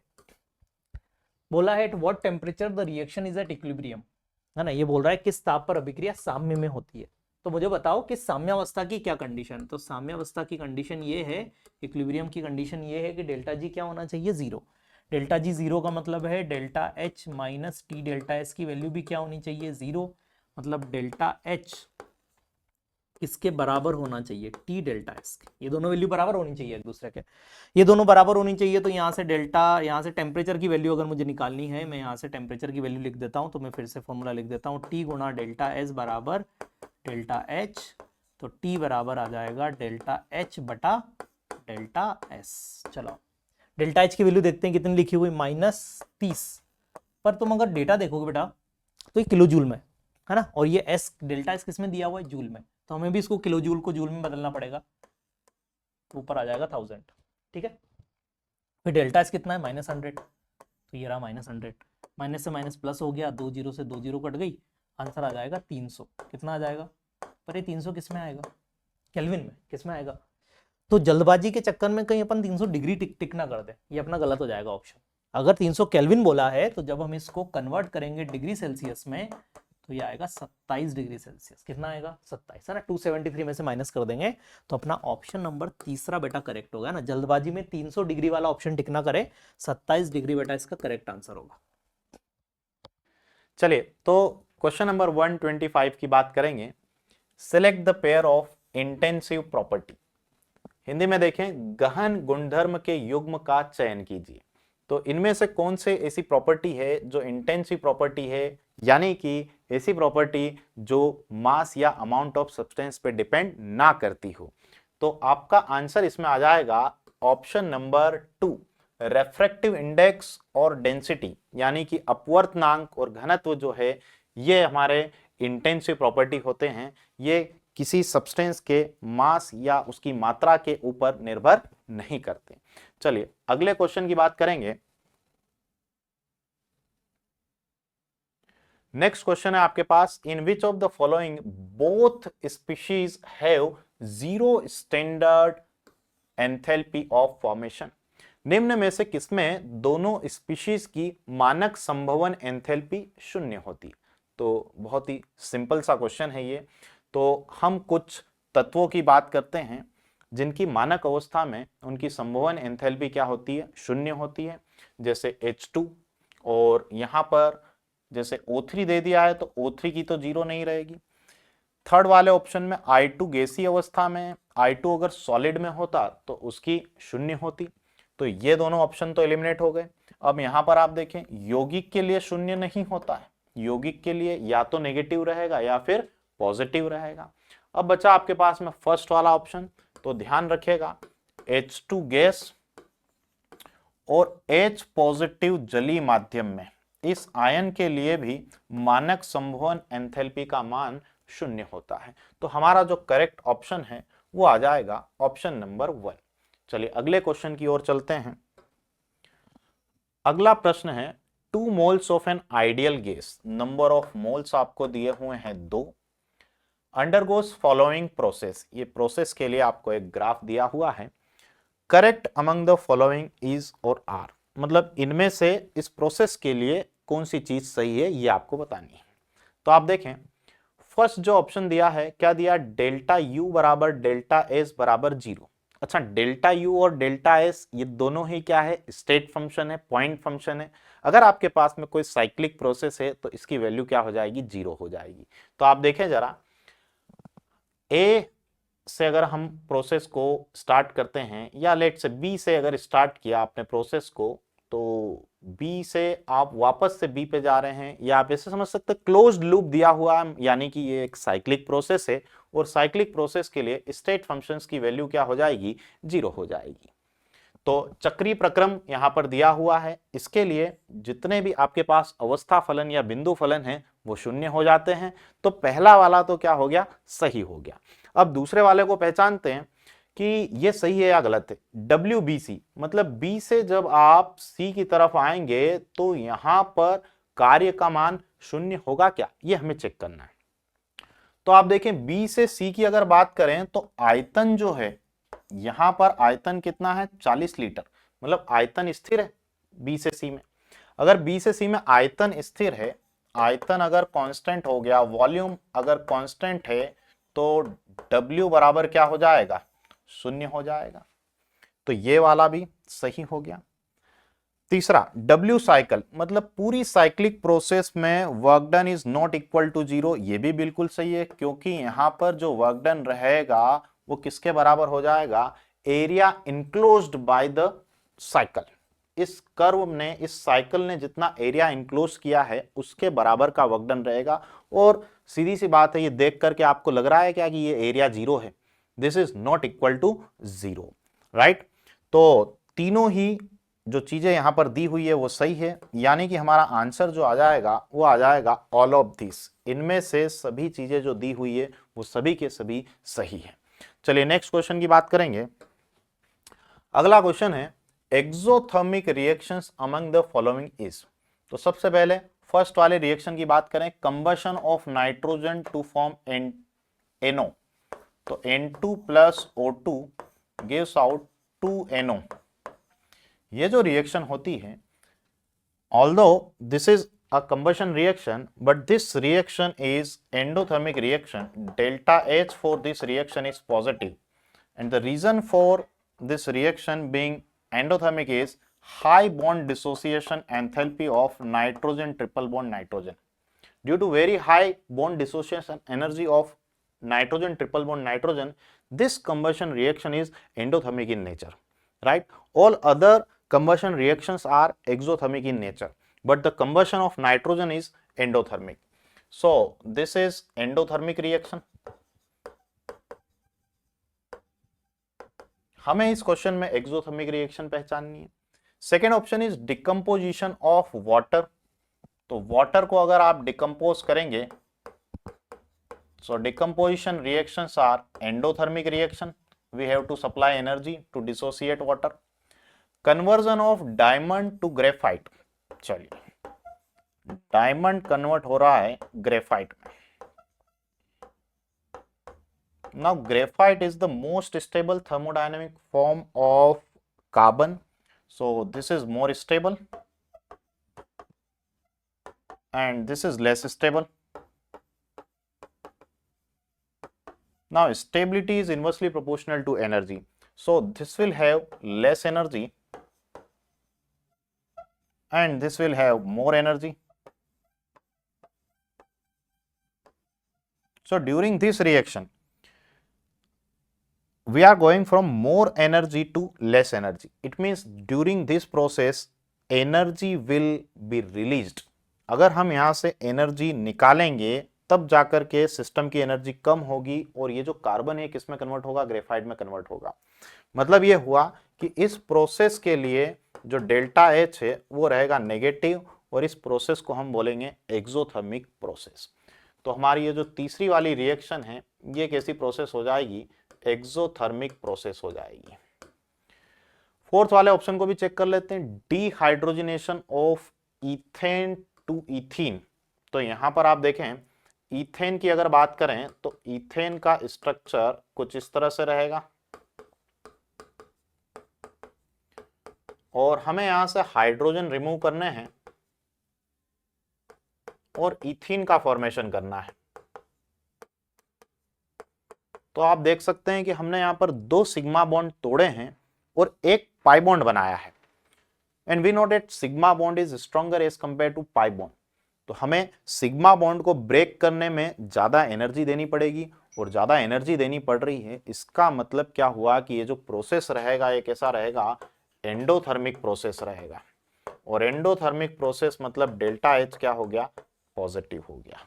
राइट, हिंदी में समझिए, इन सभी अभिक्रियाओं में अगर आप देखें तो हीरे को जब हम ग्रेफाइट में रूपांतरित कर रहे हैं तो हम कम स्थायी स्पीशीज से ज्यादा स्थायी स्पीशीज की तरफ जा रहे हैं। ज्यादा स्थायी स्पीशीज की जो ऊर्जा होती है वो कम होती है। अगर हम अधिक ऊर्जा से कम ऊर्जा की तरफ जाना चाहते हैं इसका मतलब हमें निकाय से ऊर्जा को क्या करना पड़ेगा, बाहर निकालना पड़ेगा। बाहर निकालना पड़ेगा इसका मतलब जो अभिक्रिया है, जो प्रक्रम है वो कैसा हो गया, ऊष्मा छेपी प्रक्रम हो गया। तो इसका जो करेक्ट आंसर आएगा वो हो जाएगा ऑप्शन नंबर 3। चलिए अगले क्वेश्चन की तरफ चलते हैं। नेक्स्ट क्वेश्चन है, temperature of 15 ml of strong acid increases by 2 degree Celsius when 15 ml of a strong base is added to it. 15 ml strong acid है, उसमें जब 15 ml स्ट्रॉन्ग बेस मिलाया तो टेम्परेचर जो है वो कितना बढ़ गया है, 2 degree Celsius. Now if 5 ml of each are mixed, the temperature should increase by। जब 15 ml मिलाया है तो कितना टेम्परेचर इंक्रीज हो रहा है, 2 डिग्री सेल्सियस। जब दोनों का 5 ml मिलाएंगे तो टेम्परेचर कितना इंक्रीज होगा ये हमें बताना है। तो फर्स्ट ऑफ ऑल जब एसिड, स्ट्रॉन्ग एसिड और स्ट्रॉन्ग बेस रिएक्ट करते हैं तो सॉल्ट बनता है प्लस वाटर बनता है। This reaction is known as neutralisation reaction and neutralization reactions are exothermic reaction and this enthalpy of neutralization is negative और इसकी वैल्यू भी फिक्स होती है, that is -57.1 kilojule per mole, right? So when strong acid and strong base are mixed, energy is released and that energy is known as enthalpy of neutralization. Now we can also write Q is equal to AmCp delta T। Late us consider कि constant pressure पर हम ये chemical reaction करा रहे हैं तो हम क्या लिख सकते हैं, heat released is equal to M that is mass of reaction mixture, Cp उस मिक्सचर का हीट कैपेसिटी हो गया कांस्टेंट प्रेशर पर and this delta T is change in temperature. अब आप देखें मैं इस फॉर्मूले को 2 कंडीशन के लिए अप्लाई कर रहा हूं। एक तो पहली वाली कंडीशन जिसमें हम दोनों एसिड और बेस का 15 ml यूज कर रहे हैं और सेकेंड कंडीशन जिसमें हम एसिड और बेस का 5 ml यूज करने वाले हैं। ठीक है, तो फर्स्ट कंडीशन के लिए मैं अप्लाई करता हूं। फर्स्ट कंडीशन में आप देखें अगर आपके पास में 15 ml एसिड और 15 ml बेस है तो 15 + 15 टोटल मिलाकर के कितना हो गया, 30 ml हो गया। डेंसिटी अपन 1 कंसीडर कर लेते हैं, एक्वस सॉल्यूशन है तो जो वॉल्यूम रहेगा उसको मैं मास कंसीडर करते हुए यहाँ पर मास की जगह पर पुट कर रहा हूँ 30 multiplied by Cp and change in temperature आपको दिया हुआ है कितना, 2, राइट। अब आप ये देखें कि ये जो यहां पर दिया हुआ है कि इतनी हीट रिलीज होगी पर मोल, जब 1 मोल एसिड का न्यूट्रलाइजेशन होगा तो कितनी हीट रिलीज होगी 57.1। 2 मोल एसिड का न्यूट्रलाइजेशन होगा तो डबल हीट रिलीज होगी। इसका मतलब ये हो गया कि जो H है, जो एंथैल्पी है, वो एक्सटेंसिव प्रॉपर्टी है, अमाउंट के ऊपर डिपेंड करती है, राइट। तो यहां पर जब आप एसिड और बेस का अमाउंट चेंज करेंगे तो Q की वैल्यू भी क्या होगी, चेंज होगी। मास आप डबल करेंगे तो Q की वैल्यू भी क्या हो जाएगी, डबल हो जाएगी। तो सेकेंड कंडीशन के लिए मैं यहां पर लिख रहा हूं M की वैल्यू कितनी हो जाएगी, 5 ml एसिड और 5 ml बेस, टोटल मास या टोटल जो मिक्सचर का मास है वो कितना हो गया 10। वॉल्यूम दिया हुआ है, डेंसिटी मैंने 1 कंसीडर की क्योंकि एक्वस सॉल्यूशन से, राइट। तो मास टोटल मिलाकर के कितना हो गया 10 multiplied by Cp multiplied by change in temperature हमको कैलकुलेट करना है। अब आप देखें स्टार्टिंग में जो टोटल मास था वो कितना था 30 था और अब टोटल मास कितना हो गया 10 हो गया रिएक्शन मिक्सचर का।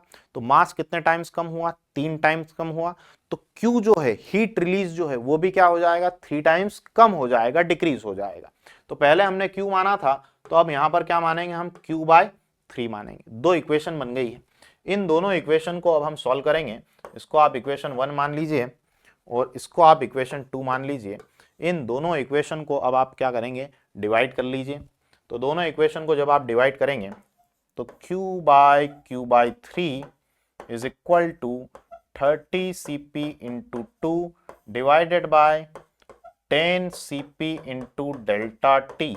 देखिए Q से Q कैंसल आउट हो जाएगा, ये Q से Q कैंसल आउट हुआ, ये 3 टाइम्स कैंसल आउट हुआ, 3 से 3 कैंसल आउट हो गया, Cp से Cp कैंसल आउट हो गया। देखिए क्या मिला आपको, change in temperature is equal to 2 मिल गया। कहने का मतलब है कि जब आप 15 ml को मिक्स कर रहे थे एसिड और बेस को, तब भी चेंज इन टेम्परेचर कितना था 2 डिग्री सेल्सियस। और अगर आप 5 ml एसिड और 5 ml बेस को मिक्स करेंगे तब भी चेंज इन टेम्परेचर कितना आएगा, 2 डिग्री सेल्सियस ही आएगा। हाँ, अगर आप यहां पर क्या कर देते, ये क्या बोला 5 ml of each are mixed. अगर मान लो एक क्वेश्चन ऐसा होता कि 5 ml बेस और 10 ml एसिड, दोनों का अलग अलग वॉल्यूम दिया हुआ होता तो ये थोड़ा सा डिफिकल्ट क्वेश्चन हो सकता था। अभी यहां पर आप 2 इक्वेशन बनाएंगे, दोनों को सॉल्व कर लेंगे तो डेल्टा डी की जो वैल्यू है वो कितनी आ जाएगी, 2 आ जाएगी। तो करेक्ट आंसर जो है वो कितना हो जाएगा, option 3 that is 2 degree Celsius. Next question की बात करेंगे, the relative reactivity of acyl compounds towards nucleophilic substitution are in the order of. Nucleophilic substitution reaction का आपको रेट बताना है कि कहां पर रिएक्टिविटी सबसे ज्यादा होगी। चलिए कौन कौन से कंपाउंड दिए, एक तो असाइल क्लोराइड दिया हुआ, फिर आपके पास में एसिड एनहाइड्राइड, देन है एस्टर, फिर आपके पास में अमाइड। चलिए तो जब सब्स्टिट्यूशन होगा तो न्यूक्लियोफाइल इनके ऊपर अटैक करेगा।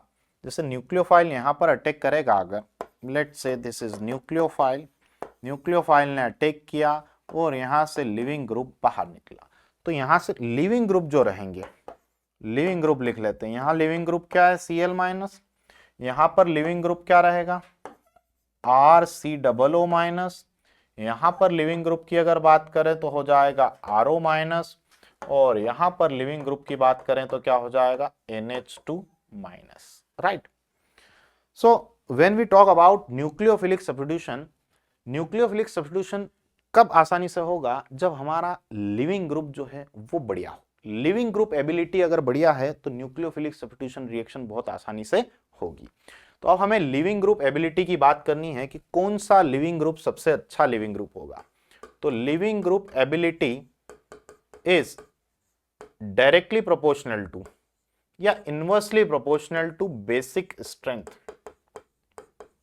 आप ऐसे बोल सकते हैं कि जो वीक बेस रहेगा वो अच्छा लिविंग ग्रुप होगा।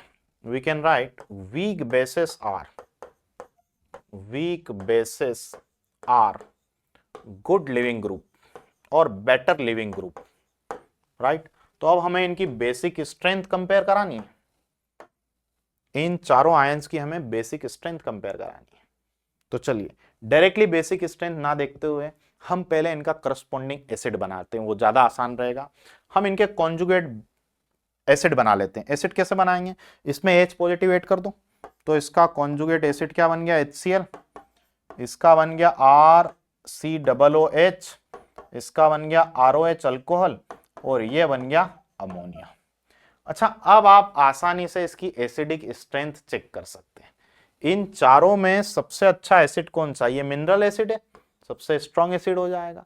अब कार्बोक्सिलिक एसिड और अल्कोहल में से कार्बोक्सिलिक एसिड की एसिडिक स्ट्रेंथ क्या होती है, ज्यादा। अब बचा अल्कोहल और अमोनिया, तो alcohol is more acidic as compare to ammonia. ये एसिडिक स्ट्रेंथ हो गया। तो एसिडिक स्ट्रेंथ अगर इस तरह से है तो इनके कॉन्जुगेट बेस की बेसिक स्ट्रेंथ क्या हो जाएगी, रिवर्स हो जाएगी। तो बेसिक स्ट्रेंथ की अगर बात करें तो बेसिक स्ट्रेंथ कुछ इस तरह से आ गई। अच्छा, ये अगर बेसिक स्ट्रेंथ है, this is the order of basic strength, ये बेसिक स्ट्रेंथ का ऑर्डर हो गया। अच्छा, इसमें सबसे वीक बेस कौन सा हो गया, Cl-, और हमने बोला कि वीक बेस जो है वो क्या होंगे, अच्छे लिविंग ग्रुप होंगे, और जहां पर अच्छा लिविंग ग्रुप हो गया वहां पर न्यूक्लियोफिलिक सब्स्टिट्यूशन बहुत आसानी से हो जाएगा।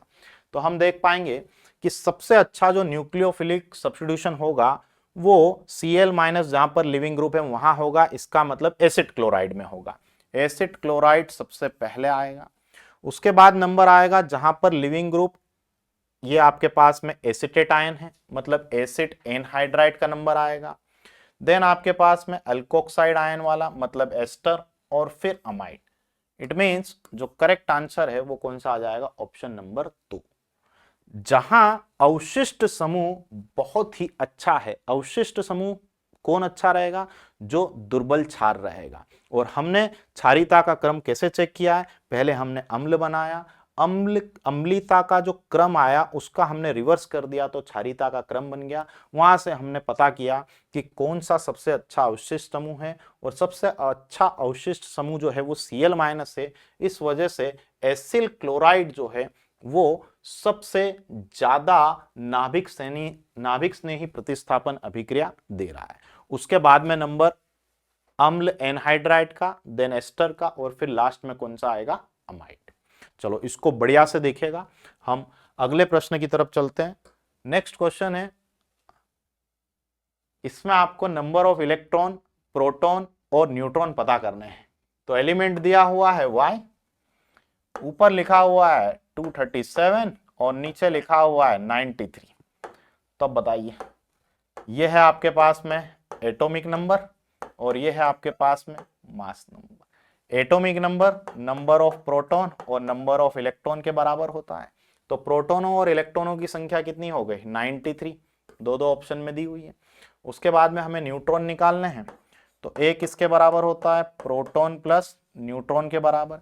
एक की वैल्यू जो दे रखी है वो 237, नंबर ऑफ प्रोटॉन कितने, 93। यहां से आप न्यूट्रॉन निकाल सकते हैं और न्यूट्रॉन कितने आ जाएंगे, 144। तो करेक्ट आंसर जो है वो कौन सा आ गया, ऑप्शन नंबर 3 आ गया। चलिए नेक्स्ट क्वेश्चन की बात करेंगे। अगला क्वेश्चन है, which of the following is an incorrect graphical representation based on photo electric effect.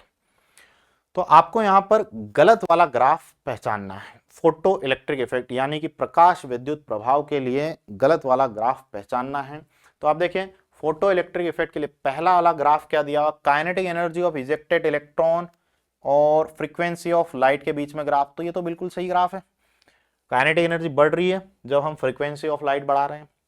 Number of incident photon increases upon increasing intensity of light. तो ये भी बिल्कुल सही है, लाइट की इंटेंसिटी बढ़ाओगे तो नंबर ऑफ फोटोन जो कि मेटल सरफेस पर स्ट्राइक कर रहे हैं वो क्या होंगे, बढ़ेंगे। इंटेंसिटी ऑफ लाइट बढ़ा रहे हैं तो काइनेटिक एनर्जी बढ़ रही, ये ग्राफ क्या हो गया, गलत हो गया। काइनेटिक एनर्जी तो किसके ऊपर डिपेंड करती है, फ्रीक्वेंसी के ऊपर डिपेंड करती है, right. Kinetic energy of ejected electron remains constant on increasing intensity of light and frequency remains constant, frequency को चेंज नहीं किया है। अगर फ्रीक्वेंसी को चेंज कर देते तो काइनेटिक एनर्जी चेंज हो जाती, अभी फ्रीक्वेंसी कांस्टेंट है इसलिए काइनेटिक एनर्जी भी क्या रहेगी, कांस्टेंट रहेगी। तो ये तो बिल्कुल सही है। तो ये इन चारों ग्राफ में से जो तीसरा वाला ग्राफ दिया हुआ है वो वाला ग्राफ क्या है, गलत है, इसलिए अपना जो करेक्ट आंसर है वो कौन सा हो जाएगा, ऑप्शन नंबर 3, क्योंकि हमें इनकरेक्ट ग्राफ पहचानना था। चलिए आगे बढ़ते हैं और अगले प्रश्न की बात करते हैं। In hydrogen atom energy of first excited state is -3.4 electron volt, then find out kinetic energy of same orbit of hydrogen atom. Hydrogen atom मतलब एटॉमिक नंबर कितना हो गया, 1। ओके, तो टोटल एनर्जी या एनर्जी जो है वो आपको कितनी दी हुई है, -3.4 electron volt, and you have to find kinetic energy. So we have discussed the relationship between kinetic energy and total energy and potential energy and kinetic energy, right? So what is the relationship between total energy and kinetic energy? Kinetic energy is equal to minus of total energy, that is minus total energy given is -3.4 electron volt, so this will be plus 3.4 electron volt. So correct answer will be option 1। ठीक है, हिंदी में देखते हैं, hydrogen परमाणु में प्रथम उत्तेजित अवस्था की जो ऊर्जा है वो कितनी दी हुई है, -3.4 इलेक्ट्रॉन वोल्ट, और आपको उसी कक्षा में गतिज ऊर्जा ज्ञात करनी है। तो गतिज ऊर्जा और कुल ऊर्जा के बीच में क्या रिलेशन है, गतिज ऊर्जा यानी काइनेटिक एनर्जी बराबर माइनस ऑफ टोटल एनर्जी। तो टोटल एनर्जी की वैल्यू यहां पर पुट कर देंगे तो आंसर कितना आ जाएगा, +3.4 इलेक्ट्रॉन वोल्ट, राइट। चलिए नेक्स्ट क्वेश्चन की बात करेंगे। अगला क्वेश्चन अनसर्टेनिटी प्रिंसिपल से रिलेटेड है, तो ध्यान से क्वेश्चन को पढ़िए। The uncertainties in velocities of two particle A and B, दो पार्टिकल है हमारे पास, पार्टिकल ए और पार्टिकल बी, इनकी वेलोसिटी में अनसर्टेनिटी दी है। इट मींस डेल्टा वी का वैल्यू दिया है 0.05 और यहां पर डेल्टा वी का वैल्यू दिया है 0.02। The mass of B is 5 times to that of mass of A. ठीक है, लेट अस कंसीडर कि mass of particle A is M A, so this M B will be equal to 5 times that of M A. What is the ratio of uncertainties of their positions. Position में uncertainty का ratio आपको पता करना है। Okay, तो देखिए formula क्या है अपने पास अनसर्टेनिटी प्रिंसिपल का, सबसे पहले तो वो लिख लेते हैं delta X into delta P. Delta P को मैं लिख लेता हूं M into delta V, right, greater than equal to H upon 4 pi. अच्छा, एच अपॉन 4 पाई ये तो सभी पार्टिकल्स के लिए क्या रहेगा, कांस्टेंट रहेगा, राइट, ये सबके लिए कांस्टेंट है। इसका मतलब ये हो गया कि पार्टिकल ए और पार्टिकल बी दोनों के लिए ये वाला जो फैक्टर है या ये वाला जो एक्सप्रेशन है इसकी वैल्यू क्या आनी चाहिए, सेम आनी चाहिए, क्योंकि ये वैल्यू तो क्या होती है, कांस्टेंट के बराबर होती है। तो मैं क्या लिख सकता हूं, delta X for particle A multiplied by mass of particle A into delta V for particle A that is 0.05 is equal to, ये किसके बराबर रहेगा, ये पार्टिकल बी के लिए ये जो एक्सप्रेशन बनेगा इसके बराबर रहेगा। इसका मतलब delta X of particle B multiplied by mass of particle B that is 5 times that of particle A and uncertainty in velocity of particle B that is 0.02।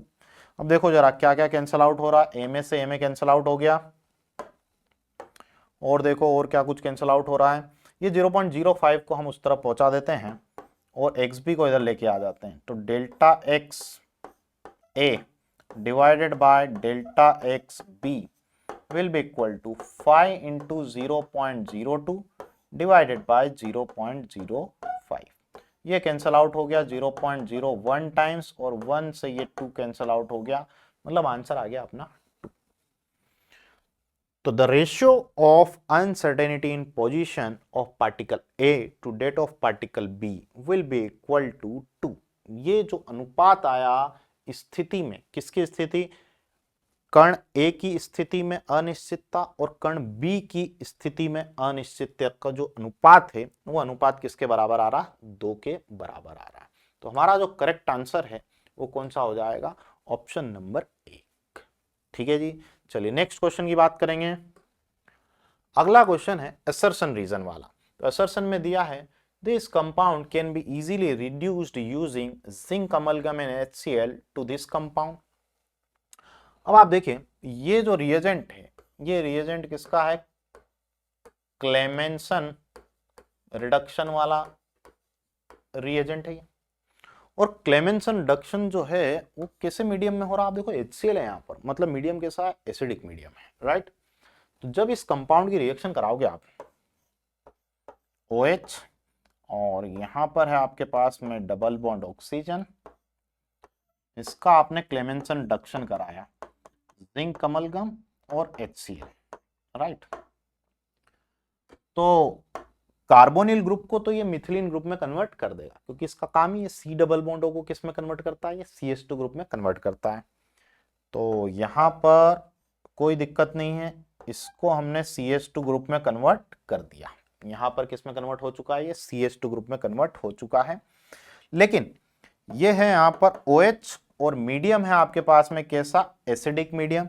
तो ये जो H पॉजिटिव है ये अटैक कर देगा इस OH ग्रुप पर और यहां से वाटर बन के बाहर, और यहां पर इस कार्बन के ऊपर कैसा चार्ज आ जाएगा? पॉजिटिव चार्ज आ जाएगा। और क्योंकि यहां पर पॉजिटिव चार्ज आ गया तो Cl- इस पॉजिटिवली चार्ज कार्बन के ऊपर अटैक कर देगा और यहां OH की जगह पर क्या आ जाएगा? Cl आ जाएगा। बात समझ में आ रही है? तो अगर इसका आपने क्लेमेंसन रिडक्शन कराया तो ये वाला कंपाउंड बनने वाला नहीं है, इस OH की जगह पर क्या आ जाएगा? Cl आ जाएगा। तो हमारा जो असर्शन है वो तो क्या हो गया? गलत हो गया। अभिकथन जो है वो गलत हो गया। कारण क्या? इस यौगिक को जब हम जिंक अमलगम और HCl के साथ में क्रिया करवाएंगे तो यहां पर OH की जगह पर क्या आ जाएगा? Cl आ जाएगा, राइट। चलो रीजन की बात करते हैं। Zinc amalgam HCl is used to reduce carbonyl group to CH2 group. Zinc amalgam HCl का उपयोग कार्बोनिल समूह को CH2 समूह में अपचयित करने के लिए किया जाता है। बिल्कुल सही है, C डबल बॉन्ड O को CH2 में परिवर्तित करने के लिए ही किया जाता है। तो ये वाला स्टेटमेंट तो गलत है और ये वाला स्टेटमेंट क्या है? सही है। तो assertion is true, sorry assertion is false but reason is true. मतलब हमारा जो आंसर है वो कौन सा हो जाएगा? Option number 2। आंसर क्या आ जाएगा? सेकंड वाला ऑप्शन। ठीक है, चलिए नेक्स्ट क्वेश्चन की बात करेंगे। खत्म हो गया मामला।